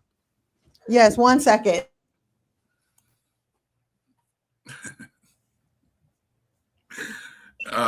Sorry, 1 second. Just have my son real quick. I'm really sorry. Oh, it's all good. Little man, he needs what he needs when he needs Absolutely. it. Oh, man. I do know I got to make sure. I was just recapping here, Keith. For many people who may have forgot, on the men's side, a third of the league has new coaches. At Alabama State, Jackson State, Mississippi Valley State, and Texas Southern, right? So I know we'll get into talking about. I'm curious to hear Liv's thoughts on those new hires right there, and a little bit on the women's side too, like just some of the names that left and how that impacts. And honestly, kind of the question of like, how does that affect FAMU when you start seeing some of the names that left too? So Sorry about that. That's all right. Go ahead with your question again, Keith. Oh, it was really related to just how the athletes have, kind of trickled down. Like you're seeing where the bigger programs have had their moments, and of course the FAMUs of the world, and those schools are still bringing on talent. But you go on the Live for Hoops page and you see where Clark Atlanta looks like they got a few guys who are going to do some things. Like, can you just talk about how this affects HBCUs in general with the transfer portal and talent kind of trickling down and maybe throughout the different levels? So I didn't touch on D2s that impressed me because whatever, but Clark Atlanta is definitely one of them. Lincoln, PA, Winston-Salem State. Like, what you're going to see is players just getting in where they can fit in because people don't want to be left at home. So when you don't, this is crazy for everyone, and I understand. There's literally thousands and thousands of kids in the portal for D1 and D2. A lot of people, there is no portal for NAIA, and I need people to understand that. So when kids are posting, I'm in the portal, there is no portal for them. They're just posting, they're open to NCAA opportunities. So when you have coaches looking through the portal, looking at NAIA kids, JUCO kids, there are still some who want to recruit like 1 to 2 freshmen every year. And now you mix in European kids. People really just have to get in where they fit in. So we're going to see a lot of D1 players, which D2 and NAI are extremely competitive. When you look at those top teams in those prospective leagues every year, there's some of them that could beat Division I teams like easily. And like, you would be like most people wouldn't be surprised because they'd be like, no, we know this team. We know they're so good. So really, this is just a crazy time, and people don't want to be left out. Like, there's a lot of kids who don't end up somewhere because not all teams are even getting the total amount of roster slots because they don't want to. Like, especially now when you have people coming to the table like, oh no, and I'm not joking, people averaging in like the SWAC, for example, 2.3 points per game coming to the table like, oh, I need at least 100K if you want me to come here.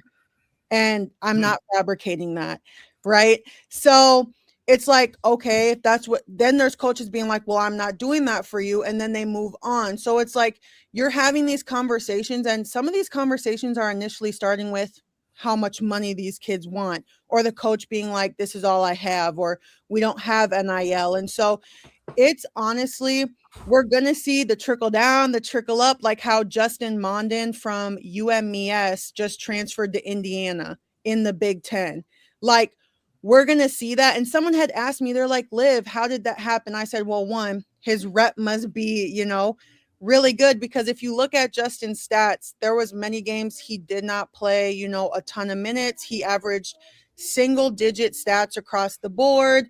But I was like, we're going to see mid-major players get those opportunities at these P4 schools when they're getting closer to the end of their cap. Like, how much money do we have left? Because these other P4 dudes are not going to accept $70K. Like, they're not going to come here for $70K. We got to go in the portal and get a mid-major dude who's willing to accept only $70K. So we're going to see the trickle down, the trickle up, but good coaches know how to take advantage of it and, use whatever tactics you have to use. And I'm not just saying this is just HBCUs, but low majors, mid majors, and D2s. A lot of coaches, the reality is they're using it as come here, right? Get your stats and leave. Like, come here, win with me, do what you got to do.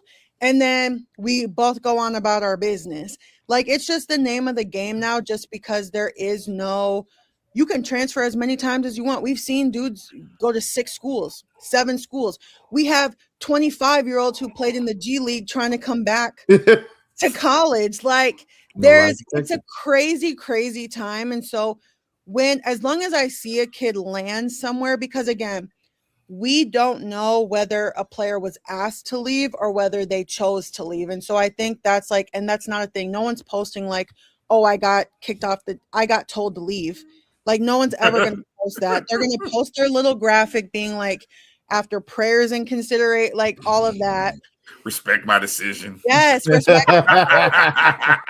We'll never, ever know unless like they come out and tell us. And so it's just, I despise the NCAA for how they kind of got so lackadaisical on all the things they were allowing, because now it's going to be really hard to turn it back on. Because even with their 5-5, like what happens to Mormon people who literally with their school have to go on a mission trip. Like they literally have to. So they're not coming back to school till they're like 24.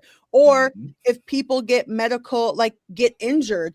And I know players this year who were injured, played less than the amount of games, and the NCAA denied their waiver for this next season.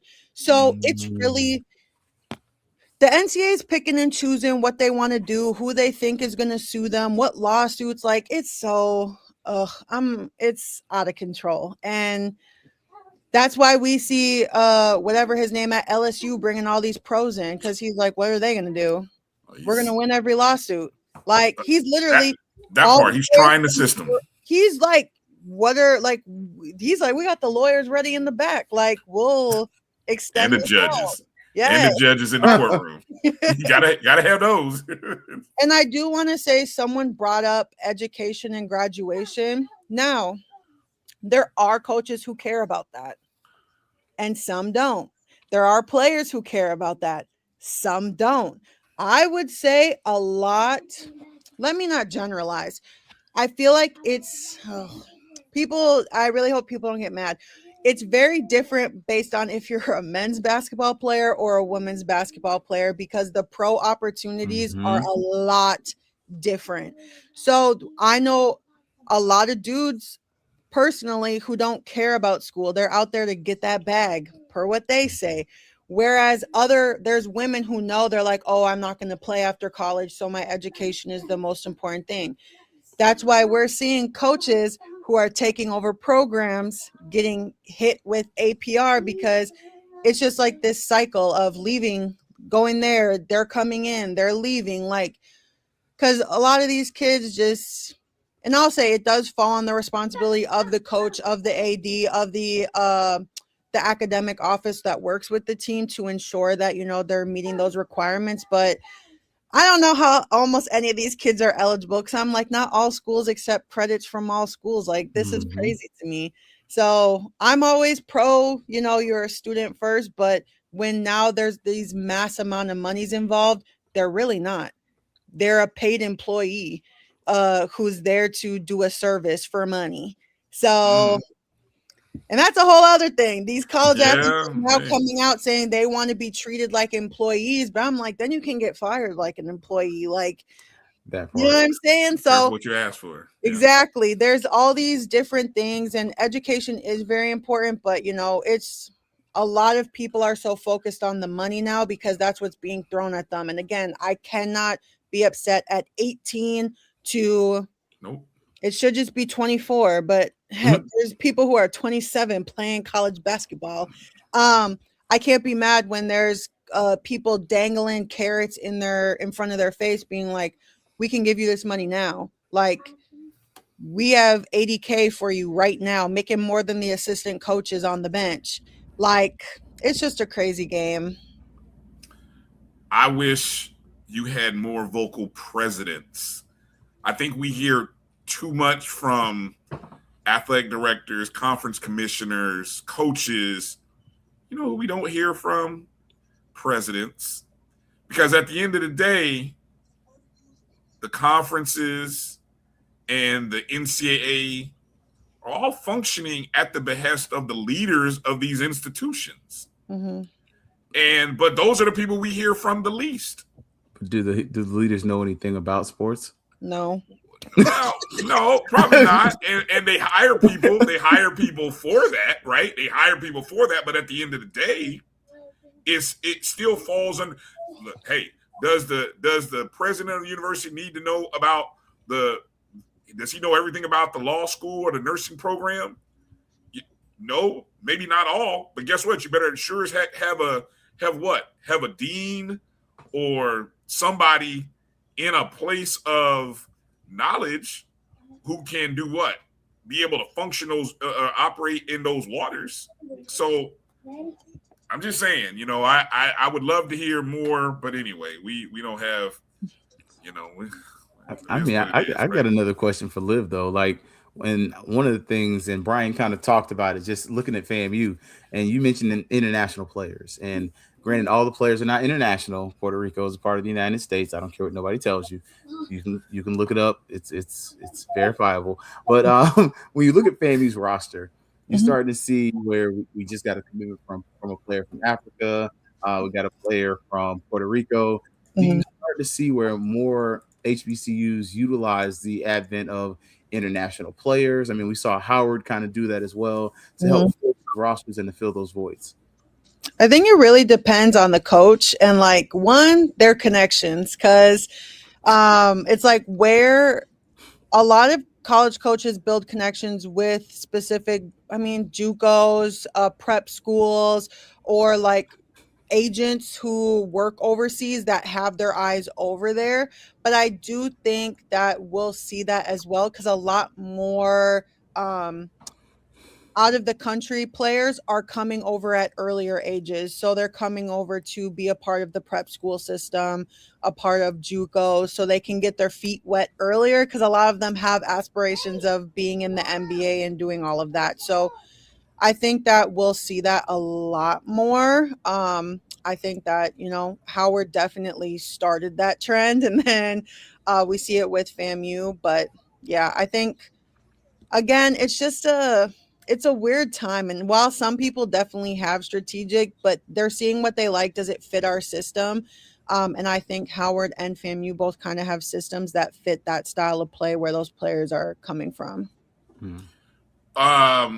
What up, Kay Rozier? Hello, good people. Olivia. I had to save it. I had to save it for Kelvin. Let's talk about some of those men's basketball recruits, Liv. Now let me see. I'm gonna go to Let me make a couple of quick adjustments here on something. Okay. So one of the early signees on the men's side of things was Jaden Joseph. Now he signed all the way back in February. Long time. Obviously, that's before we saw the season play out and the numbers the way they were. And then most recently, the most recent signings have come from Chandler Davis, who was recently committed on April. So this is all post-season. And as we remember, Coach Ward only had 3 guys, returners, right? 3. So he's got about, 2? One needs a waiver. There's 2 confirmed: Antonio Baker Jr. and Tuscan. So we didn't see. We saw Tuscan all of 13 DeLama seconds. needs a waiver. DeLama needs a waiver. Yes. Oh Lord, have mercy. And you missed Montez. Montez signed today. Oh, I was gonna get to it. Yeah. I got them all. I got them all here. So okay. Chandler. Okay, well, let me keep going because that threw me for a loop. I thought there was 3. Liv said there's 2 and a possible. All right, so anyway, we're playing spades. Joel M. I don't even try to. Jomo. Just call him Jomo. Jomo. Okay, there you go. Jomo. I like that. Now let me see. Where is he from? He's from Prolific Prep. But that was just his prep school. He is African, though. Yeah, the Democratic Republic of the Congo, right? And then that was on May 8th last week.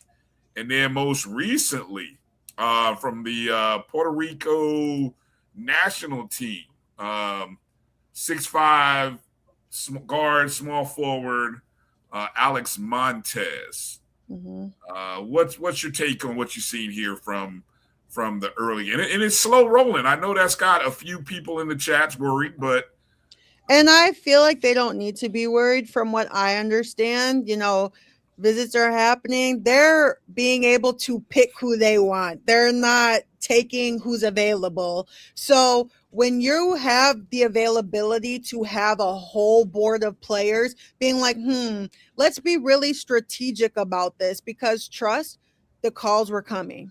Coach, I want to come here. Coach, I want to play for FAMU. Like, I think they want to be very intentional of not only the skill of players that are coming in, but the character that is following with them. Yep. So Montez is huge because he is a shooter, right? And I know a lot of people last season were like, oh my goodness, we need a shooter. He's shooting it at 40%, right? 40% on the season, which is huge. And anyone who knows a real 3-point shooter, which I can say this because I was one, finishing the season shooting 40% from the 3-point line is insane. Like that means, right, if you want to be a good 3-point shooter, you shoot 30 to like 35-ish. Anything above that, you are an extremely, you're great. 40% is great. So that's what they wanted. They wanted to bring in someone who was a knockdown shooter, and that's what they do.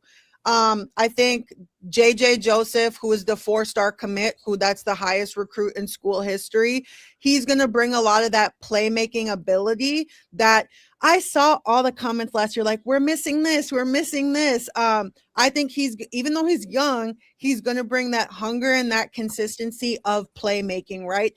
He's a real PG. He can get it done. And so although he's young, he comes with, he's 6'2", so it's not like he's, really short, but I think he comes with muscle. He already is working. So that's going to be a great addition. Now, Chandler Davis was a great get for them, like a true scorer, a top 65 ranked JUCO player in the whole entire nation, averaged about 22 points per game, shot from the field over 42%, from the 3 was about 33%, 8 rebounds per game, about 4 assists. He is an all around player, right? And you love players who come in. JUCO players just come with a different type of hunger, because you really have to get it out the mud when you're a JUCO player, because you're literally fighting against your teammates for spots. And that's what I think people don't understand. even at JUCO, you're literally like your teammates are trying to get out of there too. So it's a different type of hunger. And then I think anything adding size is phenomenal, right? With Joel being 6'9", they can bring that in. And then also people like Tuscan will be healthy next season. In the minutes we saw from him, which was very minimal, but the minutes we saw were productive. Skill. Yeah. They were, he was impactful in those minutes. So he's been, doing what he needs to do so he can return. And then we saw truly what Antonio Baker could be, especially on that last half. Really, I'll be honest, the SWAC tournament. Like, it's like something flipped in his head and he was like, wait, I remember this is how I can hoop. And so it's like he really woke up, and what we saw in those last few weeks from him is what we can anticipate. So I know people may be seeing the number and all that because you see other teams who already have like 14 players. But like and I'm talking from my own evaluation, from my own opinion, I just feel like they have their pickings of players that they want. And sometimes like it really doesn't matter, because when you're bringing in a ton of pieces, you want to do your research so the pieces mesh, right? Mm-hmm. When you bring in all these personalities, and like people get steered off by numbers, but like you don't want, okay, this is the thing. When you have transfers, everyone thinks they're the dude, right? They're coming in being like, oh, I'm that guy. I'm like going to come here and just do all this and that. Like, that's not the reality, because not everyone can be that guy. Like, that's just not how it works. So if they're being meticulous on like, oh, like what are the conversations like with this person? Are they going to mesh with the people that we have? Where exactly do they fit into what we're trying to build? People are worried. I'm personally not worried, because there's so many kids still left in the portal, like so many kids. And also these, like I said earlier, these kids are asking for like insane amount of money. And I'm not saying this is FAMU related, but I think coaches need to start telling kids no. Like, I'm not giving you that. Sorry. Kick rocks. Exactly. Yeah. So I know don't have it. I have seen a lot of people like worried, but I feel like they're doing what is best for their program and not just taking who wants to come there, because they do want to go there. Like, people do want to go to FAMU to play for Charlie Ward. So I'm not looking. I think people just need to see what happens over these next like 2 weeks and see what comes in, and things will be good. And some Tuscan will be a rebounder, a rim protector. So will Joel, and that we may even see. I think people just need to be patient and just wait to see what's gonna drop. Like, it's very. Wait a minute, wait. RELAX, relax. Like, it's, and again, there's some like people have different methods of doing things. I'm personally not worried about what they're going to do, especially if you look at what they did with a team mostly that was of not the players that they selected, right? They stayed, they were already there. I just think people need to just, I understand it though. As an alum, as a fan, you want to be like, what's happening over there? Like, and I do know, and I'm not saying, because people love to take my words, okay? I'm not saying this is FAMU coaches said this, okay?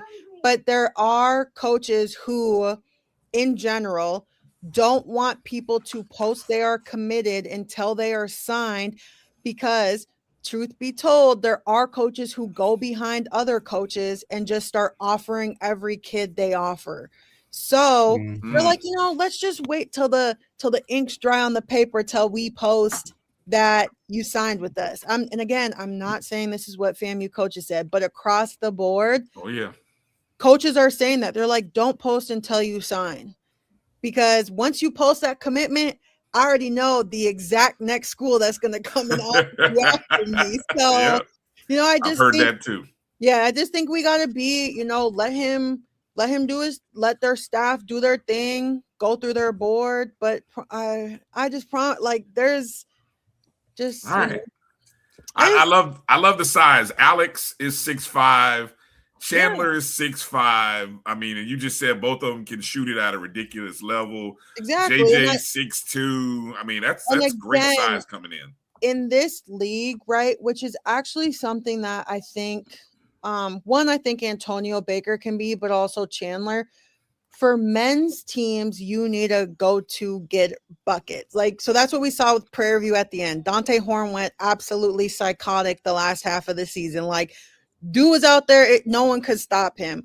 You need a player you can depend on to go out there and like be like, get your points. And I think that they have that. I think that, you know, they're getting specific pieces they need to fit the puzzle, right? We don't want to get a bunch of pieces from all these different puzzles that don't end up fitting, right? We got to be meticulous on who we pick, what do they do, and go from there. So I don't know. I'm just letting the men's team just kind of do their thing, and I'm just clocking it as it comes. Let's jump over to the women's side with Coach Gordon. You know, I was just putting together a little roster to kind of look at who left, who's coming back.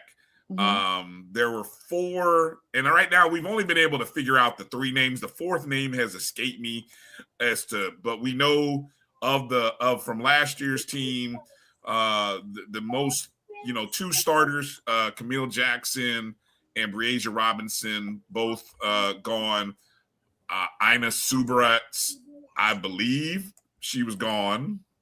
And then there's a 4th. Can't recall who the 4th is, but I don't think it's somebody that was playing significant minutes, if I'm not mistaken.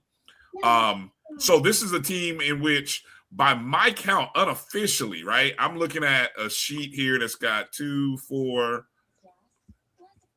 at least 9 or 10 ladies coming back, right?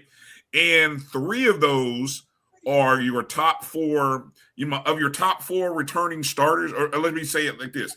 Of the top 4 starters, 3 of them are coming back, right?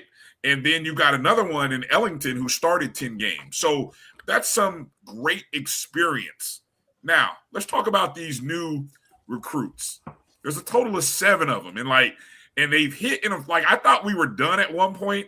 And then I was like, damn, there's another one. There's a D1 transfer. Boom, there's a D1 transfer. There's another D1. I'm like, wait a minute. Look at Coach Gordon out here. So let's break this all down, Liv. And let's start with the earliest, because, Marcus likes to do these great graphics. So we're going to start with the earliest. Kristen Johnson, one of 2 high school recruits, maybe the baddest basketball player in the state of Alabama. I mean, 3-time state champion, Alabama State Player of the Year. What's your thought on Kristen as you've seen her, and as a freshman coming in, what kind of fit is she? Where we saw Ellington as a true freshman, she kind of got some minutes, but what kind of true freshman of her ilk expect? I mean, she's going there to play. Let's keep it a buck. Like, there's no way a 3-time state champ, 2-time regional MVP, the 6A Girls Player of the Year is going somewhere to not get minutes on the floor, period. Whoever is, I don't care if you're they're all going to be upperclassmen. They better be in there ready to take her minutes. And that's just being the reality. A state player of the year is not going somewhere unless minutes are on the table. And that's just the way college sports work. You're not having someone who did all that, was on an undefeated team, averaged 17 points per game to come in and not play.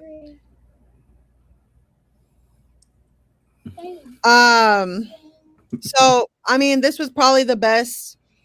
She stole it right out of Alabama's backyard. 2 schools there. She stole it out there. So I think this was, to be honest, I think this was the best one out of her class that I think is going to have the most impact. I really seeing the pieces that are staying and the pieces that are brought in. While I think she's done a great job at securing pieces, I'm really curious on how all these pieces are going to mesh together, and if other pieces who were there are getting shifted to different positions, or move to the bench. I'll just have to wait and see what, how these are going to be, how all these pieces are going to come together and be utilized. But she's done a great job on getting players there for sure, and I won't knock that. And Kristen was one of the first commitments of this class. I mean, like, I went back. I know it says signed April 15th, but before Marcus updated, she was like committed back in like November. Yeah, like before her senior season even started, she was all in, 10 toes down with Coach Gordon and FAMU. So, I mean, that says a lot. Lily Dang, the other, only one of 2 high school recruits, but 6'4". I've heard nothing but good things out of the people in the Zephyr Hills area. Thoughts, Liv? Not really. What is not really? Okay. I mean, she's 6'4". They need height. They need rebounding. I feel like when I look at the centers for other teams, I feel like she'll need more of an adjustment. Being as the conference is super physical, the post players extremely, especially the ones who are coming into other schools, are known for extreme physicality. I mean, I see her as coming off the bench. I mean, she's 6'4". You can't get rid of, she has height. So that's great. They need that. That's something they needed. They were horrible at rebounding. They were literally one of the worst. So getting some height can only help them. But I'm just, maybe a year or 2 before we actually see the impact of Lily, maybe. And, everything is always dependent on summer workouts. How do things progress by, throughout preseason? It's just, I really don't have like immediate thoughts on her. But I mean, she's 6'4" and you can't teach height. But I also, oh my gosh.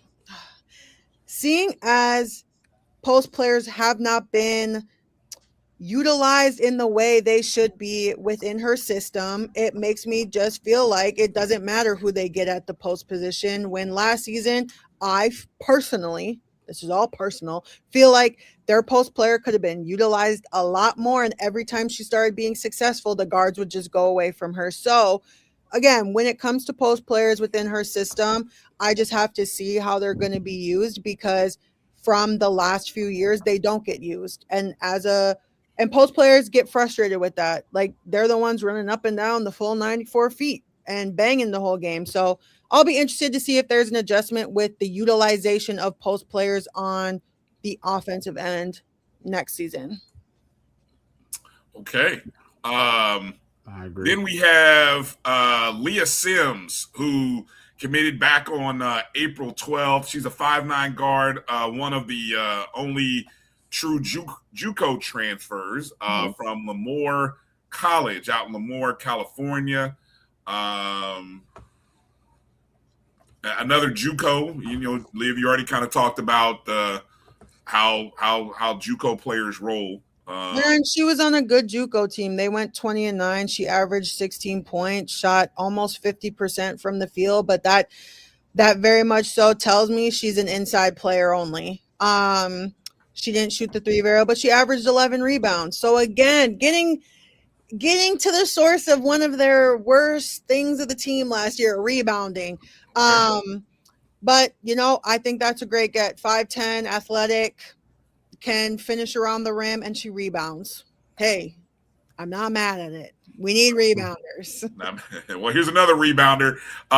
Breasia Coit. I hope I'm saying her last name correctly. She committed April 25th. Former Defensive Player of the Year out of the CIAA, coming up from D2 up to D1. 6'2". Another rebounder. Defensive post presence. Thoughts? Debatable. I take, and I. What's debatable? Wait a minute. What's Liv. What happened? I love Liv's honesty. I just can't be anything but honest. Again, I said FAMU's done a great job. When I saw this commitment, I will say the first thing that popped in my head, if you watched Livingstone last year, right? And so as someone who was actively watching the CIAA, they went 9-19 overall. you're not seeing many players at the CIAA level that are her size. And I just need to see how her conditioning goes through the summer. There was many times throughout the season where she had to be taken out because of just fatigue, right? Which happens. But when I think of certain teams in the SWAC, and then there's some who we're not going to know how they play because they have a new coach, I just am like, I would love to see her endurance improve heading into the season. That's my only concern. She can rebound the H out of the ball, like straight up. She knows how to use her body. She knows how to use her strength. I just feel like it's not going to be, what's the word? I'm like, I would love to just see her go longer spurts. And so I'm just curious to see that transition from Livingstone to FAMU. I'm not saying she's not going to be great, because she is. Like, I just, I'm bringing up so everyone gets the full picture, like, I feel like I'm bursting your always glass half full bubble. Me? Not me. No. I'm looking. Yeah, you're right, Liv. He's the one. All right, Liv. His doing whole all right. energy changed. Like, he got sad. I'm just being No, honest. come on, stop it. She can rebound point blank, period. I'm just hoping to see. That's one thing I hope, and that should be addressed because D1 players can already, when is it? Next week? Something like that. They can already be on campus. So, I'm sure that will be addressed. But again, hitting the issue at the top of the head. This is the third rebounder. So rebounding should not be an issue next year for this team. That's all I'm going to say. Ooh, okay. Well, moving into the month of May, FAMU picked up 3 D1 transfers in the month of May. The first one, Rose Jameson on May 3rd. A 6'1" guard forward from Bellarmine University out of Louisville. That's out of the A-Sun. Team didn't have a great record, but she was like the third or fourth leading scorer on that team. Yeah, she averaged 9 points per game. You're correct. And this is why it's hard for me to. This is one player that I was like, not like on her, but I was just like, it's hard for me to evaluate her when her team only won 2 games. When it's, to be honest, with a lot of transfers, it will be interesting because you don't know. It's a new system, a new league. Players who may not have been successful at their other schools will turn around and be successful. So, bringing someone in who, she's 6 feet, so she brings some size so they can, shift players around, go with big lineups. That's what we would want to see. That's just one. It's very hard for me to really get a true analysis on when her team was just so unsuccessful. It's hard to really gauge what's real and what's like, oh, the other team put in their third unit to finish the last 15 minutes of the game. Respectfully. Look, your whole vibe is just on. Hey, it's not me, it's Keith. It's not me. No, I was going to comment on the fact that I learned a new word in describing a team, and you used it. I was just making note of it in my head, and then I looked at Keith and was like, Keith, stop. All right. Unfortunately, when I shouted teams out about women's teams that have really, I think, have done a phenomenal job, I said FAMU. But I'm just here on the O&G to keep it real. That's what you do. That's what That's why you on here, Liv. That's why we here. You ain't got to explain nothing to Bryan. No, it doesn't. Kelvin, no, don't start. It's not about me. It's not about me. Stop it. Anyway, let's move forward. I'm gonna get her name wrong. I don't know if it's Perseus Williams, P. Williams, committed on May 7th, a 5'9" guard from Winthrop University, which is in the Big South. Class of 2024. So she was there for a year or two, and now she's making a move. Thoughts on what you've seen from her? Winthrop was decent. They finished about 500. She averaged, about 3 points, about 2 rebounds. She finished shooting from the field over 43%, which typically that tells me that she's a guard that loves to drive. Not bad. She's a guard with size. She appeared in 26 games, so it's not like she was bench ridden.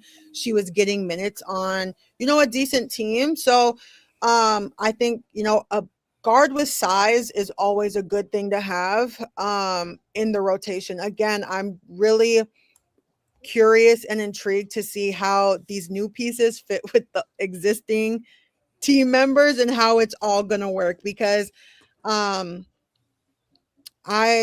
just very curious, and in a good way, the curiosity of how are these pieces all going to fit together, because on paper, and this is with every team, on paper it can look so good, but how is it going to be executed?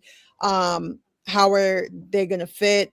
But she's a big guard. You can't be mad at that, especially in this conference, right? You want bigger, quick guards who are athletic and can get downhill. Speaking of big guards, and the last of the more recent recruits in the D1 was Cameron Grant, committed on the 15th, a 6-foot guard transferring from the University of Dayton. She's from Ohio, from Columbus, won state championships in high school. Big guard. And I think this the one. I mean, okay, so people are gonna eat all of the candy. Nice. So when you look at her stats, she only averaged about 5 minutes per game. And she only appeared in 12 games. So you can't really look at that. But from asking around, I heard she's a dog. Like, she can get to it. So, I mean, I think this is the one. So, I mean, they want a legit score. I think that this could be that. Again, I don't know Coach Gordon's vision or how she sees this, or, there's coaches have different conversations with players of, this is what I see for you. This is what I envision for you.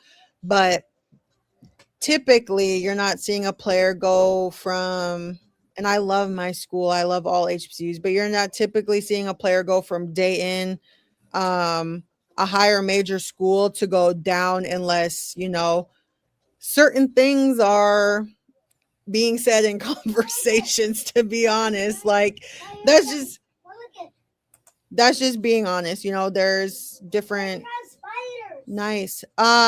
different minutes, games. I heard she's a dog, so I'm really excited to see how she plays and what she brings to the table. Again, I think Coach Gordon did a great job of getting players that fit the needs that they have, which I was very clear. The first thing was rebounding. They need to rebound. You cannot be last in a conference where there's multiple teams at the top of the conference who are like Grambling, despite them having what was considered a down year, still finishing in, Coach Simmons still finished at 500.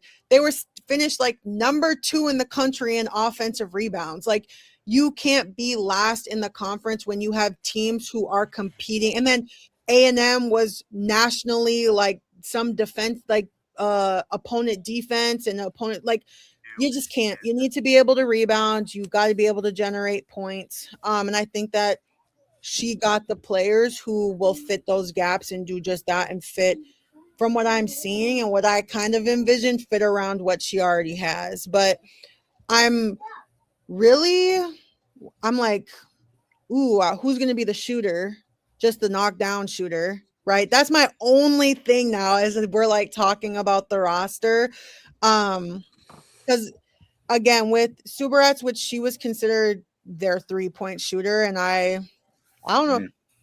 I'm telling you. See, what happened was.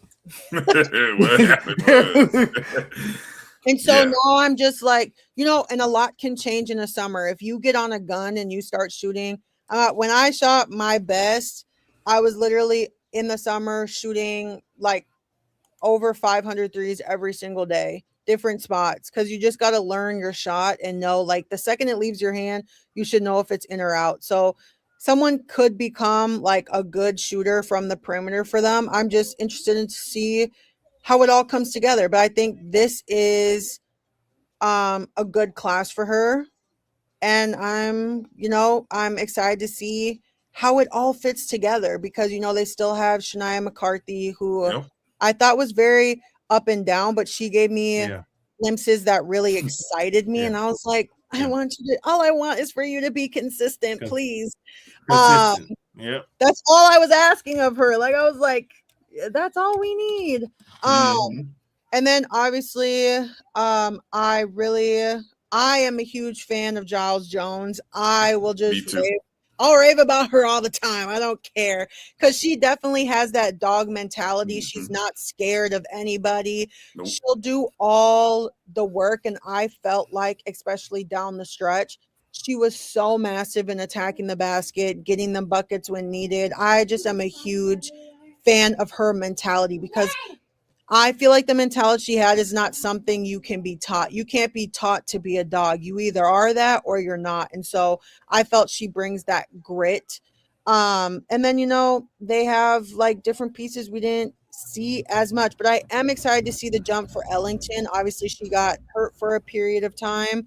But I'm expecting a big jump from her because I feel like we again saw really good glimpses for her. Speaking of Ellington, we do have a point. Ellington is the backup point guard. If not, isn't she a point guard? I mean, if Purifoy is your 1A, I would say Ellington is your 1B. No? I guess not. No, I'm not. She's more of a scoring guard to me. Yeah, like I don't think she's necessarily really aggressive offensively. She's out there to get a bucket. Like she's really not there to set nobody up. She's there to sit on the wing, grab it, and go. All right. Liv, you've been gracious with your time tonight. I mean, that's a great breakdown, not only of the men's class, which is still to be built. So there's probably at least 5 or 6. There's at least about 6 more spots left. So we'll wait to see what that looks like over the course of next month. I would assume the women are done, given the numbers. So we'll do a breakdown of that. I was thinking about kind of putting together a little article piece and maybe reach out to Coach Gordon and kind of get some more info, about these individual ladies and then maybe kind of put together a little article about it. So we'll see if that can come to fruition over the next week. But I'm really excited to see what her vision is for this group, because I think there's a lot riding on it, and should be real fun to talk about in the off season. So, and I just want to answer this question. Hey, don't sleep on Nile Rose either. Don't sleep on what? Nile Rose. Well, yeah, I mean, I think we just got to see how it all fits together. Yeah. But I want to answer what this question was that? What question? Aren't most PG scoring guards nowadays? There's a difference between being a point guard who can score and a guard who just can score. Like, this is the whole thing. Ellington came in being a scoring guard. She was like, can she facilitate? Yes, but she is a scorer. Now, when you look at other point guards, there are point guards who can score, but a lot of them are facilitate first. They want to set their teammates up. They want to drive in order to kick. That's in what I saw last season. That is not what Ellington is out there to do. Like, and that's fine. I'm all for it. Like, go get a bucket. I'm not mad, but I think putting her in a point guard position is a disservice to, one, her own personal growth as a player. 2, to be honest, I don't think, and again, I'm not a college coach. I don't get paid college coach money. So, take what I say with what I say. I think it's a disservice to the team to have her as a point guard because, again, she's not out there to facilitate. She's a scorer. So, whereas Purifoy, she is so tiny, but and so a lot of her turnovers, I think, were because she was so small. Like, the passes just wouldn't make it, because if she had a few more inches, they would have got through. But like a lot of times she would score, but she was also setting people up. I also think, there's different things around that, but I don't think Ellington is like a point guard. She's definitely a scoring guard. I hope that answers that. There's guards who can score and guards who are scorers. So I hope that makes sense. It does. Yes, you've done an amazing job, Liv. I mean, And- I'm a parent, and I get it. You have killed it.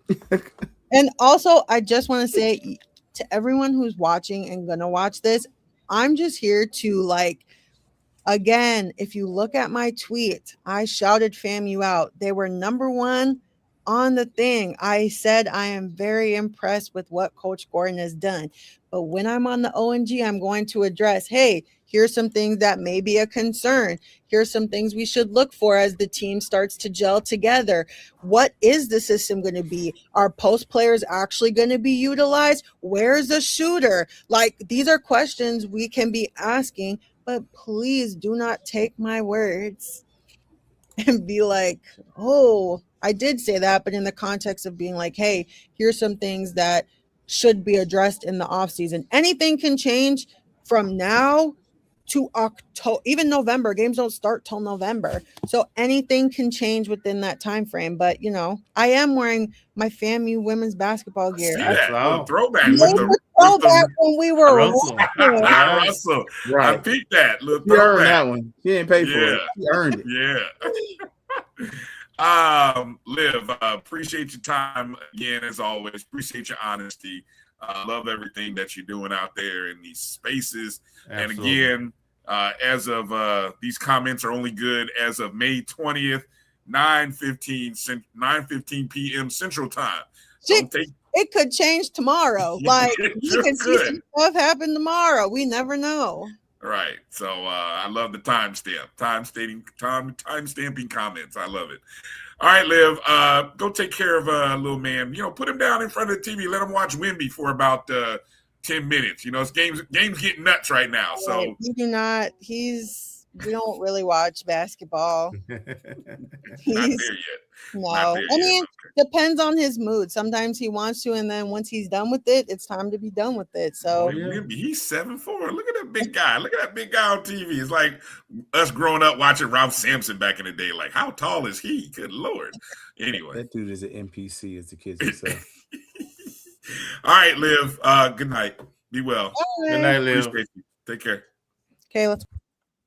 There it is. Liv said, all right, got to go to bed. Take the little man to bed. Good, appreciate Liv spending time with us, taking care of doing double duty, and appreciate little man for giving us some time with mom. So appreciate it. All right. Well, Kelvin Rozier, the children's, is everybody safe? Everybody doing well? Yeah, the graduates are graduating. All right. The non-graduates are not. No foolishness walking across the stage, huh? No, everybody pretty much did a good job these first 2 nights. All right. How many more of these you got? Well, I got all week. I got one tomorrow, and then I'm out of town. But there's 3 more. 1 on Friday, and 2 on Saturday. Okay. All right. Good stuff, man. While this was happening, a lot of people in the chat giving us SWAC baseball updates. Bethune-Cookman catching it right now from UAPB. What's the score? 4-0? 4-0. But I ain't gonna hold you.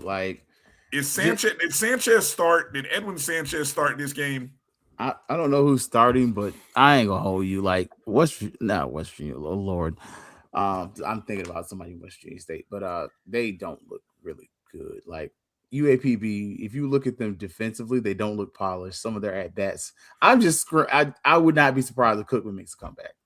UAPB is just they're just a scrappy bunch of dudes who just, even when we played them, we gave a game away, and you're just like, how are we losing to these dudes? And you do have to kind of, I don't know, and maybe it's just because we were on the road and the fans were just, everything was just kind of, like you said, not polished, but they're just gritty. It's just gritty, whatever. So we'll see how long that lasts. I'm just trying to see if Sanchez started because, you know, I told you there's always one of these games when it's not Sanchez or it's not Bacabello where, you know, they seem to not do so well. So I don't know, you guys in the chats would know better than me who started, you know, who started this game for them. I'd be curious to know. Yeah, pitching in a tournament don't tend to hold up, especially when you get to bullpens. So BCU, they can put up points quick. So it's good for UAPB to get off to a nice start, but yeah, it's a long way to the ninth inning. Yeah, and they getting some good. They you know, if you're a Cookman hater, UAPB just dropped a triple. They smell themselves right now. Yeah, they feel themselves right now. But I don't know. I don't have faith in them. Oh, okay. I mean, you know, at some point, look, at some point, what do you say? I don't know what inning is it. What inning? Like, is it the fourth? It's the fourth inning. Yeah, look, you just got to keep scoring runs. You can't. If you're UAPB, you can't go silent. You got to keep putting pressure on them and make it harder and harder. Like 4 runs isn't hard in inning. I mean, 6, 7 in the 7. I mean, as a rattler, if we make it to the finals and BCU ain't there, I'm okay with it. That part. That part. A win is a win. Wrong with my prediction. Right. You know what I'm saying? It's all good. Ain't about that at all. What'd you make of the clock game? Your thoughts on game 1? I thought we got off to a good start. And then, you know, we had that one inning that we tend to have when you know, we get into our bullpen sometimes. And you know, SWAC is a really good hitting conference. Everybody got offense who's in the tournament. And so we got behind, but I was never concerned personally because I've watched this team all season and know the makeup. And then I've also watched the teams we playing, and I knew the pitcher wasn't going to hold up. We just had swept Texas Southern. And so I had seen, you know, all the players and the pitchers. And I knew that 6 runs wasn't going to be enough for them to beat us. Right. Yeah, right when Caleb got to the 101 pitch count, he comes out. And then there's another run coming in for UAPB. Now it's up to 5-0. They need to get 10. Like it sounds crazy to say this about a baseball game, but for me, if I'm a UAPB, you need at least 10 runs because Cookman's explosive.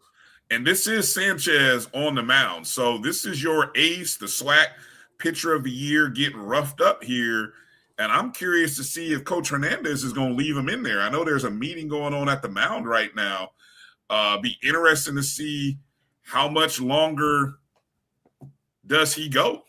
I mean, what I will say about UAPB now, they don't have a second and third starter, but they number 1 starter and their best middle reliever are good enough where they can maintain the lead. So, and as much as we've talked about the great successes of Cookman, they've also had those games where they are questionable. I mean, they beat LSU, then they lost to Valley. So, you know, and that's not a slight, you know, especially from FAMU. We can't say nothing to nobody losing to Valley for the next year or so. But, I mean, you know, they have been on both sides of the spectrum.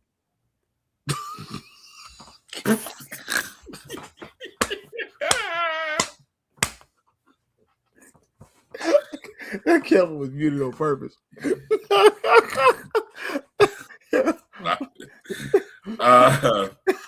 Right now, where was I going? I actually forget where I was going to go. And we made Bryan cuss. FAMU will play. We do know that FAMU will play Southern tomorrow at 4:00 Eastern, which is the third game of the day, just in case anybody is curious about the schedule. Alabama State, 10-run ruled Grambling State, which I'm not surprised, really. That's the least surprising. You're on mute, Kelvin. You're on mute, Kelvin. That's the least surprising thing all day. That's surprising in terms of the score. Not that Alabama State won. Okay. But Grambling is a very good offensive team. So it's the same Grambling that gave up a 23-1 game in game one versus Bethune. That's why I said I'm not surprised. They have no pitching tomorrow. They'll show up tomorrow. They don't have pitching, but they can hit tomorrow. Yeah, so, they'll show up tomorrow. But getting 23-1, I mean, when you lose, come on. So if they get belted behind, do we continue to purge of Grambling? I don't know. Didn't they fire another coach today? Soccer coach. Yeah, they did. They did fire. It's a purge at Grambling. They didn't fire 2 people in a week. Too much losing. They've gone to a relief pitcher. So Edwin Sanchez, the SWAC pitcher of the year, is out. I thought he was going to mess up that throw to first base. Oh man, look. And he pulled him off the bag a little bit, but still. Yeah, he did. But that's probably the second most shocking thing all day. Is Sanchez ends up giving up 5 earned runs and is out in the 4th inning. That is. Didn't even go a full 4. Hey, pitcher of the year? Yeah, pitcher of the year. Yeah. Them boys say y'all ain't the only team whose stadium's named after a Major League Baseball player. What? UAPB. Oh, that's right. What's the kid? Torrey Hunter. Yeah, that's right. That's it. Okay, well, so that's the 4:00 game. FAMU Southern. Be interesting to see. Southern's got a 17-game SWAC winning streak. Yeah. FAMU bats were on fire. I noted everybody in the lineup got a hit, at least one. That's going to be a 12-10 game. High scoring, huh? You think so? Yeah, I think Workman going to go, and, Workman throws the ball around the plate a lot. Southern is a good hitting team, so I think they're going to put up some points. And Southern hasn't shown me when I saw them that they have any dominant pitching in bullpen either. So I think it's going to be a shootout tomorrow. All right. Well, it should be good action. Give you a chance to lock in. The losing teams, the elimination bracket games are the first 2 games of the day for each bracket. So it'll be Jackson State and Texas Southern, and then Grambling versus the loser of the game that's on tonight. And we'll see what happens. And then Alabama State takes on the winner. So good times in the SWAC. It's all the more reason to watch be here on Sunday on BCSN, right? AD all the more reason. Yeah, I don't know. We didn't do based on when the championship game is, we didn't do a watch party or anything last year. Because isn't the championship game in the afternoon, early afternoon, 1 or 2 o'clock? On Saturday? Is it Saturday or Sunday? I don't know. I hadn't looked at it. I thought the championship game was on Sunday. Anyway, somebody's got a bracket. Look.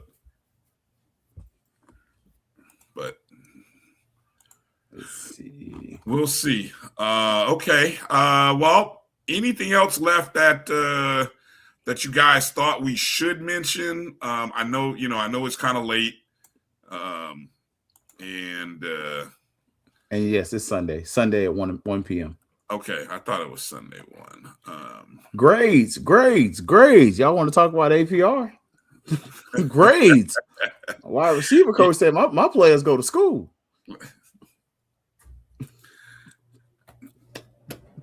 Look, if we gonna talk about it, we got to talk about it all the way around. I will say this though, I'm okay with talking about it. I want everybody to talk about it. I want to know, I want all of the praise for whether it be the tennis team, the volleyball team, because we always hear later about the 1000s or whatever, the perfect APR score. But I know we want to put out the president's list and the dean's list of the 40, 50 some odd football players. Great. Okay, good to see guys doing what they're supposed to do in the classroom this semester. But I've always felt like we should be promoting and talking about all of them. I should see we shouldn't have to go deep diving, off the pier to find or to hear about volleyball. Or let's use these Twitter handles and Instagram pages, softball. I mean, a lot of smart young people. Let's praise them. Let's praise them all. I mean, because we will talk about them and give them praise when they get the all conference and the national awards and all Americans. But let's balance it out. Let's give them that praise when they're doing the academic stuff as well. And it might even encourage more people to give, because people actually say, there are people out there who kind of lean on that, and they're like, well, I want to make sure these kids are, doing what they're supposed to do in school. Okay, well, let's do that also. That's my 2 cents. Y'all want to comment? Bless them.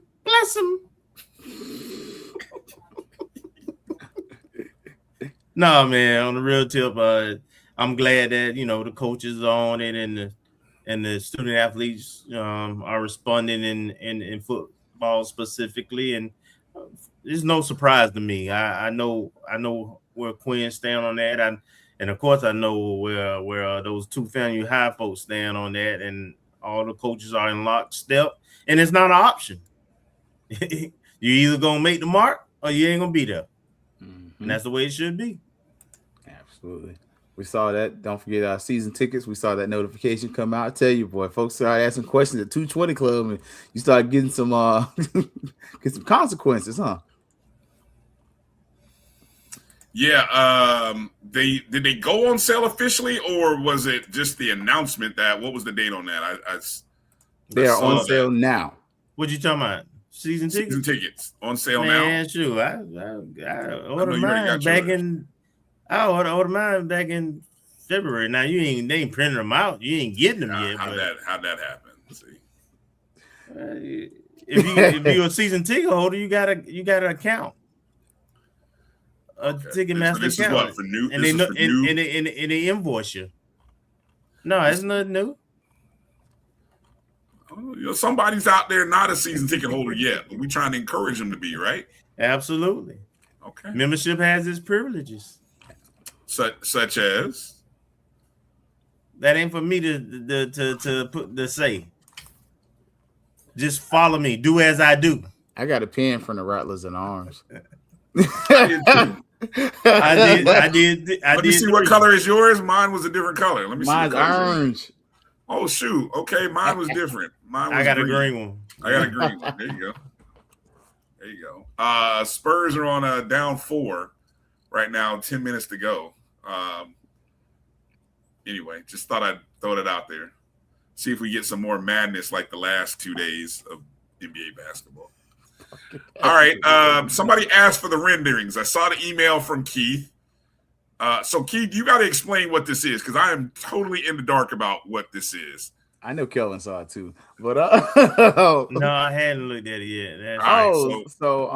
Within one of the FAMU alumni group chats, there were renderings for a expansion and a renovation to the field house, something I've talked about on the show quite a bit. But in this rendering, they've considered adding 3,000 seats to the south end zone and then redoing the field house and really turning into a place that is multi-purpose.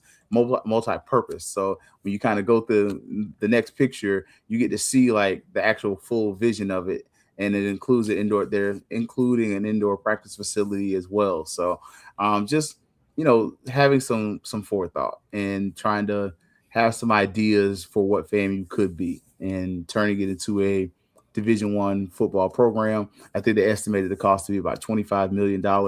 And within the Facebook group, they kind of put in there like, hey, what can we do to kind of get the ball rolling on this? So just where does all this fit? Where does this 3-story where does this fit? Where does this going? Where's this going?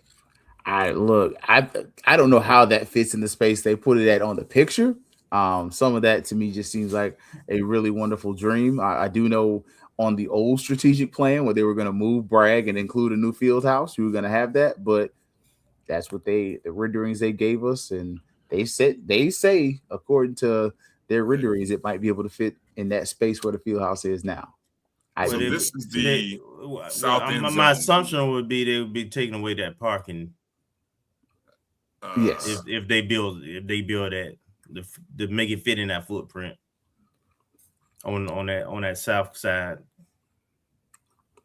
So, but just some ideas, some things. I love it personally, just because I don't necessarily feel like Bragg Stadium needs to seat 30 to 40,000 people, but I do think that some of the things we are doing are antiquated. I'm like a lot of y'all with the field house. Another thing that came about in the 220 Club and other stuff where it's like, hey, we need a new field house, and you're seeing alumni kind of not just talk about it, but apply a little pressure by saying, well, here's some renderings. It's not like we don't have an architecture school and other things at FAMU. I think there's some discussions going on also administratively at the executive level and facilities on campus too with the coaches. So it looks like where one of the two practice fields, if you see down at the bottom right of this picture, that would be the indoor practice facility. That would be the indoor. That would be this. Mm-hmm. That would be that.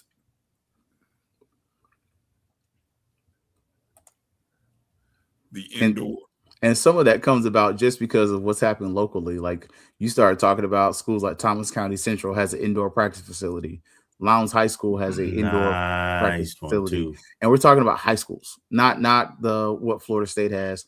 We're talking about high schools that are in an hour and a half max radius to Tallahassee, and they have Division I level football stuff. And yeah, so but they local counties are putting the bill for that though. Correct.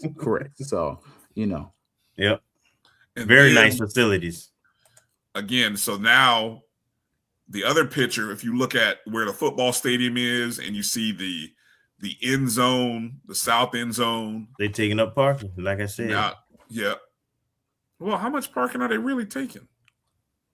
Just I don't know what that's about. I was gonna say there doesn't seem to be much parking that they're really taking up. You're taking up part of the football field. When you look at that picture on the left, you shorten the size of the football field, so the outdoor practice football field would only be about, even though it looks like a regular field, you would only actually practice on like 2/3 of the field. I got you. So similar to what they did at Florida State with theirs, and similar to also what they've done at the University of Miami and Bethune-Cookman when it comes to having a shortened practice field, outdoor practice field. So the question next is, where are the renderings for more parking garages? Well, I mean, where are you going to put the other parking garage? I mean, unless you're going to put over there by Pattyfoot and all that, but I don't know what they're going to do with that. There's a lot of options. There is. This, by the way, this is nothing new. The good thing with parking garages, you could build up. Correct. I mean, what are we talking here? We've done P3s. We've done the P3 studies and had renderings before. So we kind of know. But just to your answer that question, behind the north end zone, you can turn that into a parking garage. That's true. Mm-hmm. I mean, you get more space out of it, right? I mean, because you could probably triple it if you have if you had 3 or 4 stories. Yeah, exactly. You go up, you take the existing number of spaces and multiply it by 3 or 4 if you made a 4-story structure. Yep. Biggest problem would just be then you would have to put a holding pond somewhere because you got to send that water somewhere, right? Well, they built one. The water goes down to the pond. Engineering. And bond. Yeah. Mm-hmm. Okay. Yeah. Yep. From the stadium. Yep.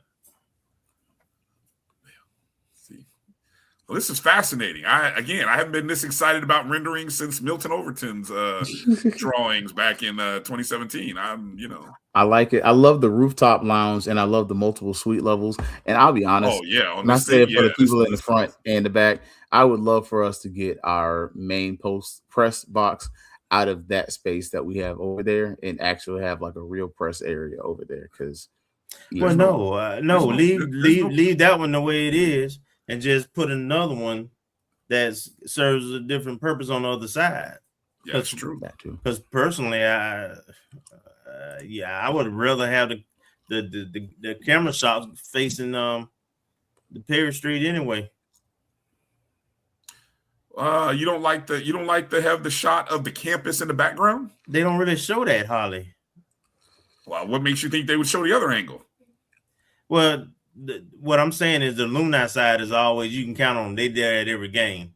So you got the 100 on the other side though. 100 and the students are on that side. They can still show the 100.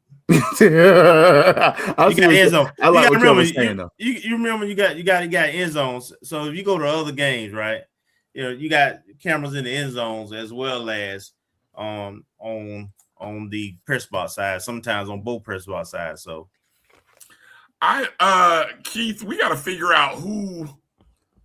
I'd love to talk to. We got to figure a way how to, do a joint with whoever put this thing out there, man. Let's get them on one of our shows and let's chop it up with them. I mean, this is fascinating because this is the kind of thing that, you have to talk about it in order for it to really become a reality. I think it's genius the fact that somebody has gone this far with the creative process, right? So now it actually gives vision to a purpose. And so now I saw somebody noted something that Lil Baby said. The president said that we're a D1 institution. We need to look like it. Okay. Let's look like it. Let's get some money together. Let's look like it. It is being supported for sure. Yeah. And we're definitely paying D1 prices for people. So, Yeah, exactly. Sure. So FAMU folks getting paid top dollar. I mean, this is good, man. This is genius. So I don't know, we gotta, if you maybe somebody who designed this and did this is watching the show and we just don't know, but we'd love to talk. Reach out, hit us up, O&G StrikeZone at gmail.com, or hit us up on socials. You see Kelvin, Keith, me. Let's talk. Let's chop it up and let's talk. I would love to know more about the creativeness that went behind this. Genius. Applaud. Great job. Whoever did this, awesome. 2 thumbs up. Great job. Great work. All right. What else we got? What else y'all want to hit on? Anything else? We out? We done? We just sitting back waiting to see whether we can win another SWAC title. No, I'm not waiting. And y'all can shut up about black. I told you the baseball team. What? Black uniforms. Black uniforms. That black stuff don't apply to the baseball or the baseball. Baseball look. Yeah, they love it. It don't apply to the baseball team. I'm talking about you can keep it though. You can keep it though. We have too many beautiful color combinations to start a series with black. You're not playing. They play what they like. They feel good, look good, play good. All right, don't make me stats show different for some programs. I'm just saying. Sample size. Okay. All right, fellas. Well, the bases are loaded right now for UAPB 2 outs in the top of the 5th inning. And I tell you, man, if UAPB brings, I would say 2 or 3 of these home, it may be lights out for Bethune. Don't count them out. The pressure will be on for sure. Yeah, pressure's on, but don't count them out. Yeah. We saw that movie last year, and them jokers, they did what they did. Yeah. Well, we'll see. I'm walking Fernandez every time you come to the plate. If UAPB, just go ahead and put him on. Be automatic. Just put him on. Put him on. Don't even give him a chance. I'm not to get pitching going. to that dude. No. Yeah, don't even give him a chance to get started. Nope. Put your ego aside, put it in your back pocket, and walk that cat. Yep. And get to the next guy. Shout out to Jordan Brown, FAMU, the number 9 hitter. Texas Southern did that. They walked somebody to get to him. 0 for 3, and all he does is, with the bases loaded, brings 2 home, which was the go-ahead run. And then Will Brown follows it up with a run himself. That's your play of the day, your players of the day. What can Browns do for you? Yeah, 2 hits, 3 RBIs, and a win. There you go. Hey, Bryan, why did the number 3 seed have to play the first game of the tournament at 9 a.m. instead of the 4 seed? Or the 2 seed, maybe? No. It should have been, in my mind, the 4th seed, the 3rd seed, the 2nd seed, and the 1st seed. Make the from 9 a.m. to the night game to make, getting a 2 or 3 seed. Getting a 3 seed and playing the first game of the tournament, that ain't necessarily an advantage. I didn't look this up, but I bet if I go in and look at last year, I'd be willing to bet the 4 seed played the first game last year, and then the 3 seed played. Then you had the 2 seed and then the 1 seed. I would hope that they alternate that. But that's a great question, Kelvin. I would hope that they alternate that every year. Just to. That's what Ed was saying. Alternating bracket. Okay. Good. Thank you. I hope so. I would hope they would do that. But I do think, though, it's interesting to watch what happens, though, because, you're playing a late game and then you have to turn around. If you lose, you got to play at noon tomorrow. If you're Bethune, right? Mess around. Whereas now FAMU is the one who gets the extra rest because we played the first game. Now we played a 4:00 game and potentially can play that 4:00 window all the way to the championship. So now it starts. Yeah. Long as you're in the winning bracket, it don't matter. But if you go to that losers bracket, it matters. Yeah. Mm-hmm. All right. Let's pick it up and get out of here, fellas. It's been a good night. Appreciate great conversation that we had today with A-Rod White for the first time joining the show. Got to go back and watch that. Yeah, nationalscoutingbureau.com, as well as a writer for blackcollegenines.com. Mentioning baseball, shout out to them Trojans, 38 Trojans. Yeah, state champs. Yeah. Wait a minute, what happened? Lincoln High School. Really? They won a state championship. Finally. Hey, with almost a 500, they went into the playoffs with a 500 record though. We had Lincoln had a couple of dudes. They look like they look good. Like some good looking brothers out there. They got some size and talent. Yeah. You got a former head coach's son on the team, or Yeah. Who? Fuller. Chase Fuller. Oh, Corey Fuller. Okay. Yeah. That kid is a beast. Any of those kids at Lincoln coming to FAM? We got a couple of football players on about baseball. Baseball. I doubt that. Baseball. Okay. And then, of course, Live for Hoops. Great breakdown on the women and men's recruiting class that we have so far. So far for the men, 4 signed recruits. Women have 7. So if you missed any of the conversation and want to know more about the men and women's recruiting class, go check that out. Great conversation with Liv. Appreciate Marcus for the graphics. Comes off assignment. We put him right to work, and now he's catching up. Jet lag. So, sure, ain't some of that French wine. It was an anniversary. Long flight. Probably out there making squashing grapes with their feet. They own personal bottle of wine.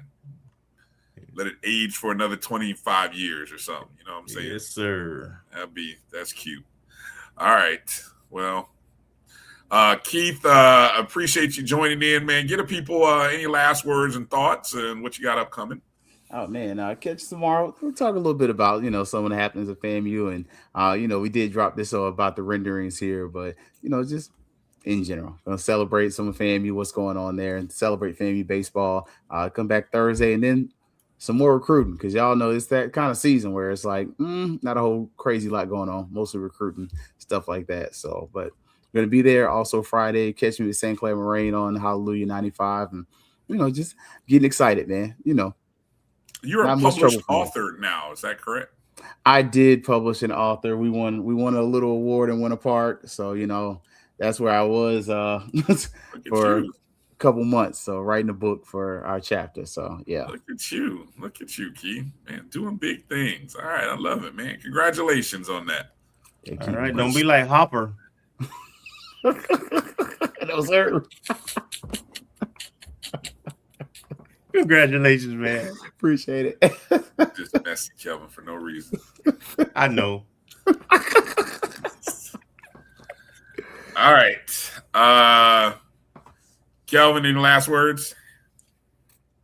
No, man. I want to get back and watch the show and see how this Bethune thing in. And we got a lot of camps coming up, so I think we'll focus in on some of these camps next week. All right. And superlatives coming at the end of the year. I mean, at the end of the month. Oh yeah, we got to start putting that together. We got to find maybe a new way of doing that for the 5th. It's not the quite 5th anniversary of that, because I don't think we did it in year 1. We started it in year 2, so this will be the 4th anniversary O&G Awards. So we got to start putting that together. If you're interested in anybody out there that wants to be a part of it, let us know. We're always looking for. We've always and only done it online, but we're always looking for new ways to expand how we do it. So always looking for some sponsors. So if you want to be a part of it, reach out, let us know. Please encourage everybody. I do want to encourage everybody to go check out the BCSN Pod Zone, the podcast channel aggregating for all of the Black College Sports Network shows. Lots of good stuff there. So please go find the BCSN Pod Zone everywhere that you listen and download podcasts, Spotify, Amazon Music, iHeartRadio, Apple Podcasts, and more. Download, rate, review, subscribe. All helps the algorithm out. And FloridaClassic.com. Nope, Florida Classic. OrangeBlossomClassic.com. Which classic I'm talking about. OrangeBlossomClassic.com. Don't forget to get your tickets. Don't forget to get your hotels booked. FAMU versus South Carolina State. Time still to be determined. It's not 6 o'clock. We found that out last week. But it is on Sunday. So do with that as you will. And once we get the official times, we'll let you know. But there's a 7 o'clock game. I think I saw a college game on Sunday. So that leads me to believe that it's probably and Cookman's just 3:30. I thought that went foul. Did that go foul? Oh, yeah, okay. it went foul. It went foul. It was close. Oh no. Did it go foul? Because he swung on it like it was a golf ball. Lord. All right. Okay. Look at Edwin. Thanks, Edwin. Appreciate you.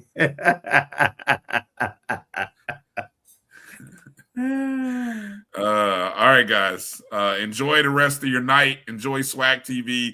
FAMU versus Southern, 4 o'clock Eastern tomorrow.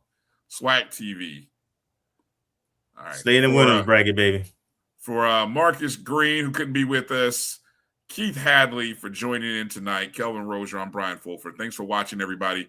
Good night. God bless. FangsUp, and make sure to strike, and strike again wherever you are. Peace out.